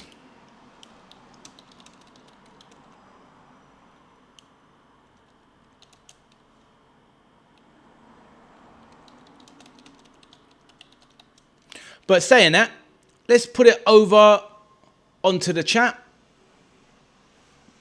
And I put a poll into the chat. And as you can see the question, do you think Newcastle FC will be relegated? So have a vote, people. Let's see what everyone thinks.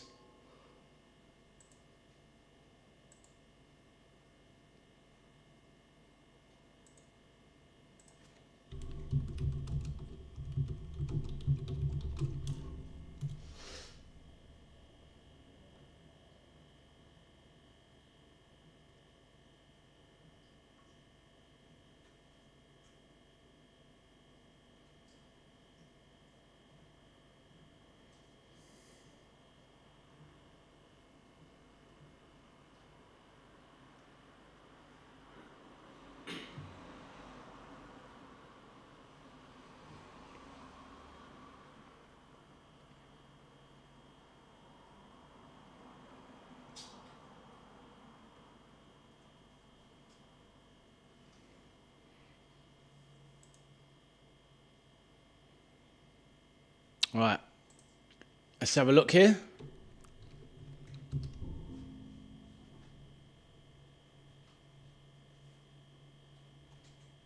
Right, so we've got 37s to go, and now we're heading up to topic 6. Let's read some of these now.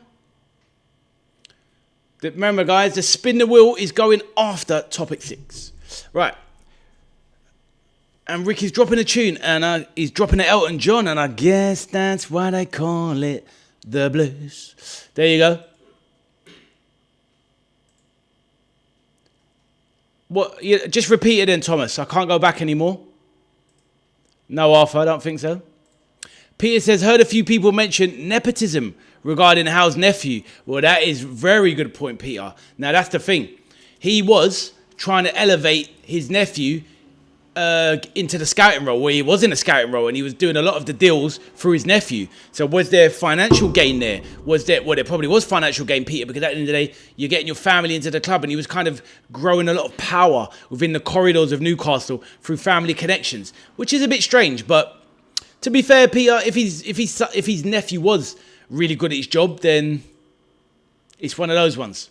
Cameron, welcome back in the chat, says, no, I can't see it. Thomas says, I put yes.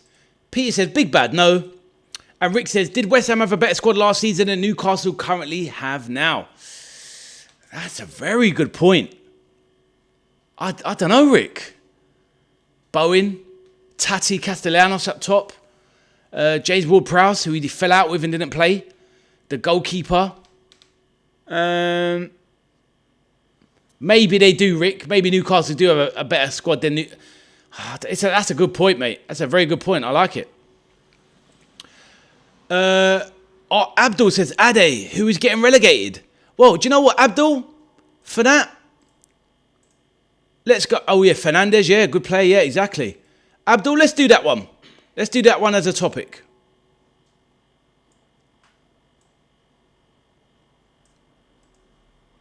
All right, let's close this off.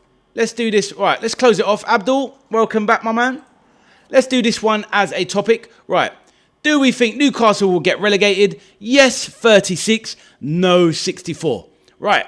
So we're going to move on to this one. Abdul, this is going to be your topic. So Abdul, welcome back. Abdul, one of the first people to join my channel. Absolute legend. Never drops a like on the channel because I didn't watch his interview video. But I have now. So he needs to make sure he likes from now on. Do we have a deal? Abdul, my brother. And Ade is never cringe, Abdul, as you know. Right, so this is Abdul's topic. So we're doing that now. Abdul, Liverpool fan from Leeds. We're doing his topic. Right, let's get it going.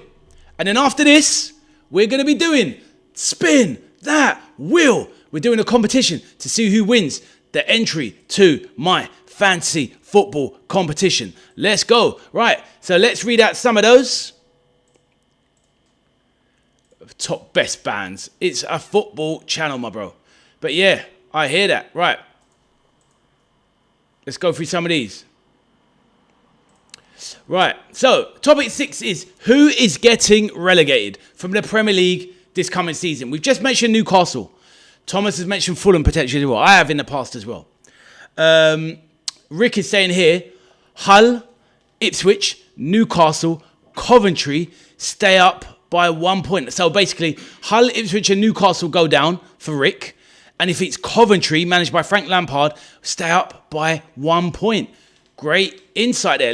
We're obviously going to have to see how it goes. But you think Newcastle really could be that third team that goes down? Abdul says, I like now. Thank you, Abdul, my bro. Appreciate your help. Abdul doesn't like, wow, meanie. Rick says, super Frankie Lampard. Are you happy with his tenure at Everton? God, he was shocking at Everton. Right, what else are we saying? Abdul says, relegated Leeds, Coventry and Hull. Right, okay. So, interesting take there. So Leeds, you think Leeds might go down, Abdul? What are you basing up, my bro? Is it because you kind of want them to go down? Or you just don't think they're good enough? You just think there's going to be 17 other better teams? But Abdul, please let me know. I'll get my 3 in the chat. I think going down will be Hull bottom. Oh, let me put that there. Hull bottom. I think Coventry's going to go. I just think it's going to be the 3 that came up. I think it's the 3 that came up go down. I just think it's the same. But that's my take. Arthur says Hull, Sunderland. What, after finishing what? What did they finish it after? 9th? You think they might go down? Regis Labrie did well. Abdul says can't stand Leeds. Leeds is definitely a possibility if DCL, Dominic Calvert-Lewin gets injured. That is true. I know what you mean, Rick. If he stays fit, you think, yeah, they'll probably stay up. It just goes to show, right? Goals keep you up. There's your boy, Ade, the veteran arcade soldier. Looking extra handsome in that profile pic, I'll have you know. But I reckon Hull, Coventry and Ipswich go down. I think the 3 that came up just about go down. Maybe Ipswich have I don't know. Coventry, they're buying all right. Ipswich have bought a lot of players. I think that's why I put them in 3rd. I think if anyone's got a chance, I think it's them. I think Hull have got no chance. Coventry, it's tough.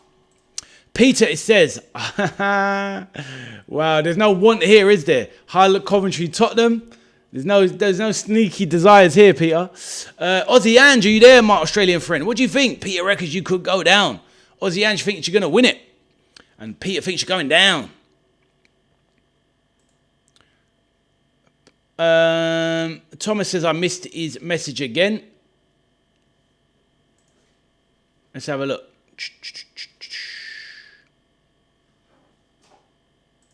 What, that one, Thomas? You put a yes. Is that what you mean? I didn't miss anything else, Thomas. Right. If you think I missed it again, just type it in the chat and I will see it. I'm not going to be able to get everyone. The channel's getting too kind of big to read every message. It's going to be impossible. But I will do my best to highlight it on the screen. Right. What else are we saying for relegation, guys? Do we think there's anybody else that could fall into the pack? A surprise into the pack. Now, this isn't to rile anyone up. Like Rick, I know you said top 8 for Everton. Michelle, I think when you were saying to me the other day, Michelle thought about 10th or 11th for Everton. But is it not fair to say that Everton finished the season with some heavy relegation form? So I'm not saying I don't think they will go down, but could they be lower than expected? Could they get kind of caught in the mire for a little bit, Rick, Michelle, with a team like Leeds, but eventually break out around March, but have a bit of a sticky situation? But we know what it's like. Once you get stuck in the mud, that quicksand of the relegation trap, is it possible? That's all I'm saying. Abdul says, Majo isn't massive for a 17-year-old. Honestly, he literally looks like Lukaku. Baby Lukaku, he looks like. Abdul, you are correct. Natasha says, Hull, Ipswich or Crystal Palace.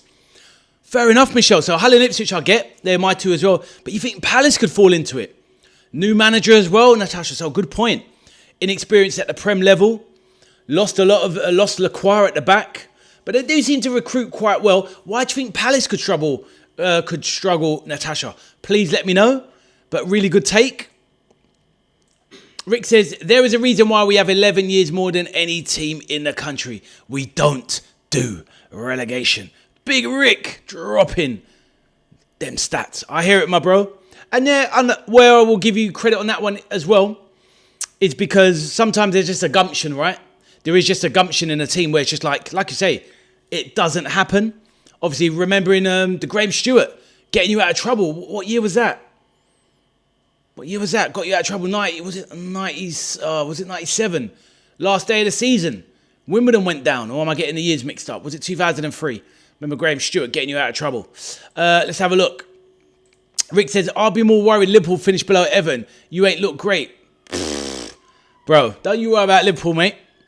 We'll be turning up for the Hill Dick, mate. For another 3. Know what I'm saying? But let's see. We'll see how it goes. When's the first derby, by the way? Is it at the Hill Dickinson or Anfield this season? Let me know, my bro. I'm going to be all over it, mate. Hopefully stay on the channel, Rick. I'll be doing my Drake on you, mate. I got my eyes on you. Right. And you, Michelle, as well. Natasha says, question, who is winning the EFL Championship? We did it earlier, Michelle. It was the first topic by FCB, who cleared off after his topic, the rat bag. But, yeah, we did it already, Natasha. But we're doing this one. Anyway, let's carry on talking about the relegation. And then we're going to do the spin the wheel for the Fantasy Premier League competition. So, let's talk about a bit more of teams going down. Please throw your bits in there. Anybody else? Throw it in there, please.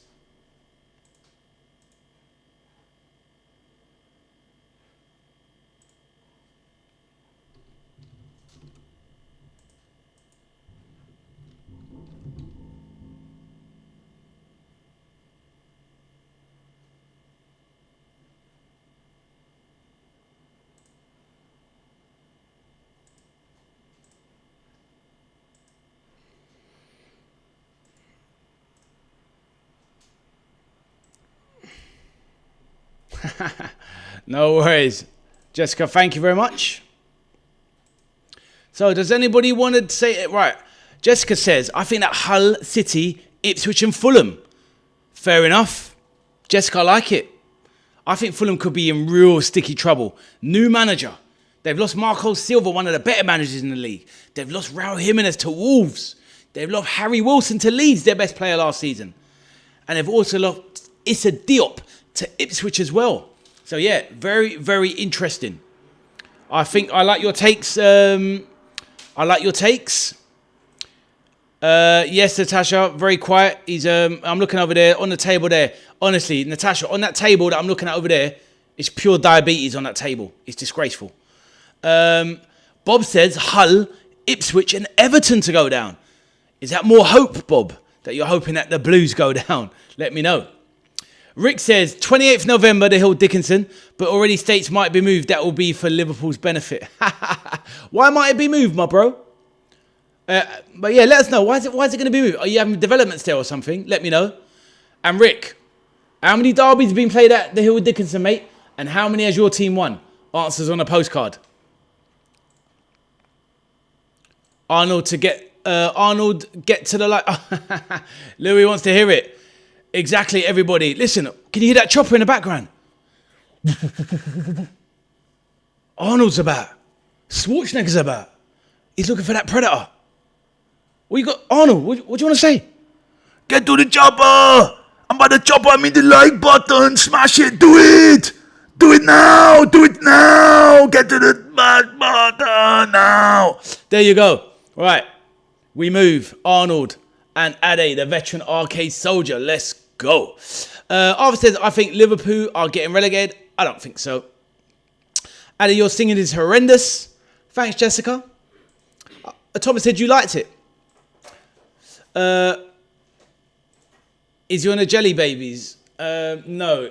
What is that? It looks like dairy milk chocolate there. There's Sour Patch Kids. Yeah, honestly, it's horrific. The date might be moved. Oh, I see. Just for TV. Oh, I see. Fair enough. Thomas says, I think Ipswich in 20th, Fulham 19th, and Newcastle United 18th. Abdul says, I'm cringe. Thanks, Abdul. Don't unlike Abdul. But yeah, thank you, my bro. Well, you got to just mix it up a bit, Abdul. Do you know what I mean? The Huey makes a very distinct sound. Womp, womp. There you go. There you go, Peter. Huey. Huey was in the building. Arnold was in the building. Chasing that pesky predator. He wants to smash him like the light button. Do it! Do it now! Right, anyway. Soon be Christmas, says Natasha. Fizzy drinks hit different after you train and all. Says Bob. Right. Any other relegation candidates? Peter, you did yours. Jessica did hers. Rick's done his. Huey, Dewey, and Louie. Yes. Who was their uncle? Answers on a postcard. I'll tell you what, it was John W. Henry. Scrooge McDuck. The tightest man in football. But Abdul, you did your bottom three to get relegated. Yeah, Abdul did. Of course, it was your topic, so Abdul did it already. Michelle, what about yours? Did you offer yours? I didn't see. Bob says, are you on a quarantine yet? Not yet, my bro. I'm just about to order it, so I'm going to try it, my bro. Thank you. Exactly, Thomas. Thank you. A man of class, Thomas.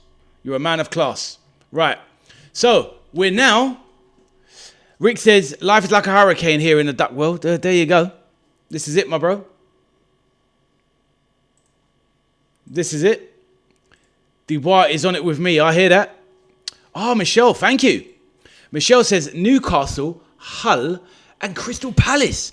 So she thinks maybe Ipswich and Coventry stay up. Why do you think that, Michelle? Do you think they've bought well enough? I kind of tend to agree with Ipswich. That's the one I'm kind of thinking might stay up.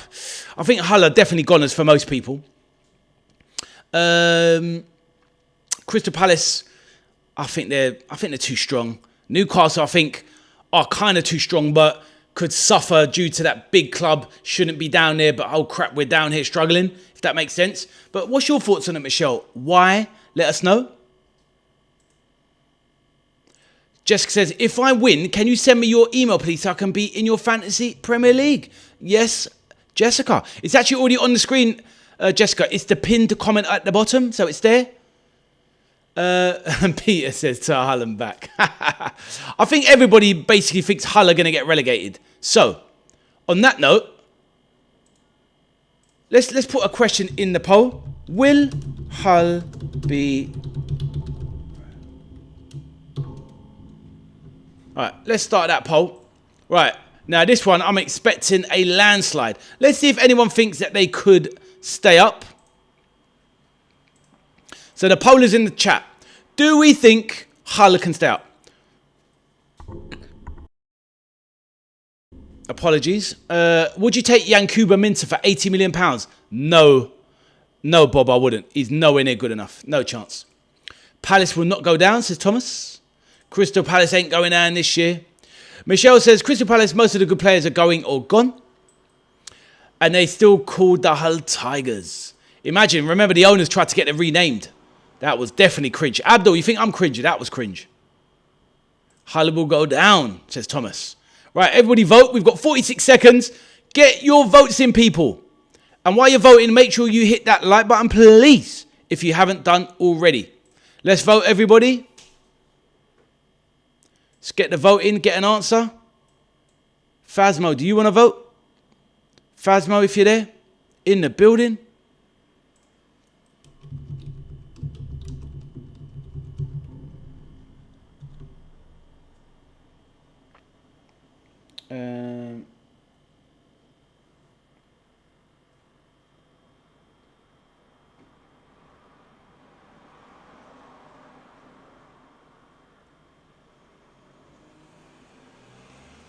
Right, time is up on that one. So, let's get the last few messages before we go to the next bit. Thomas says Hull will go down. Ismail Assar, good for Liverpool. I would take him as our like fourth or fifth choice backup.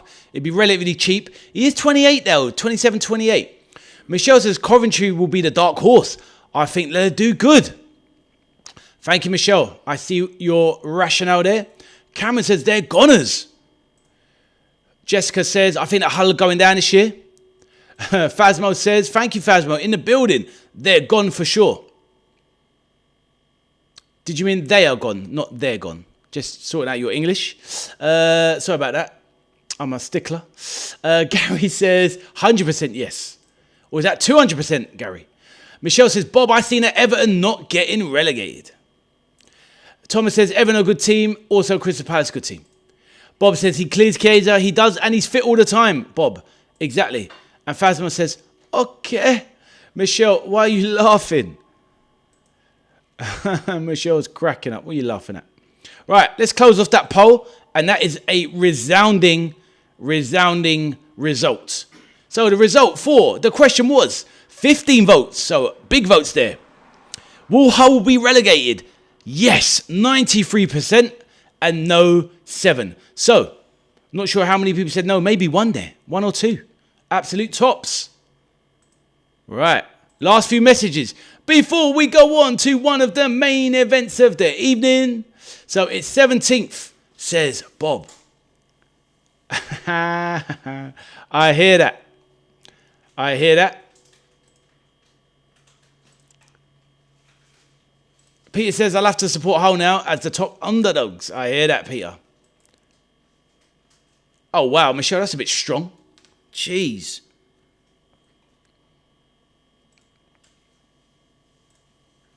There you go. Right. So, before, obviously, keep your chat going. Right. So, we're now on to this part of the show.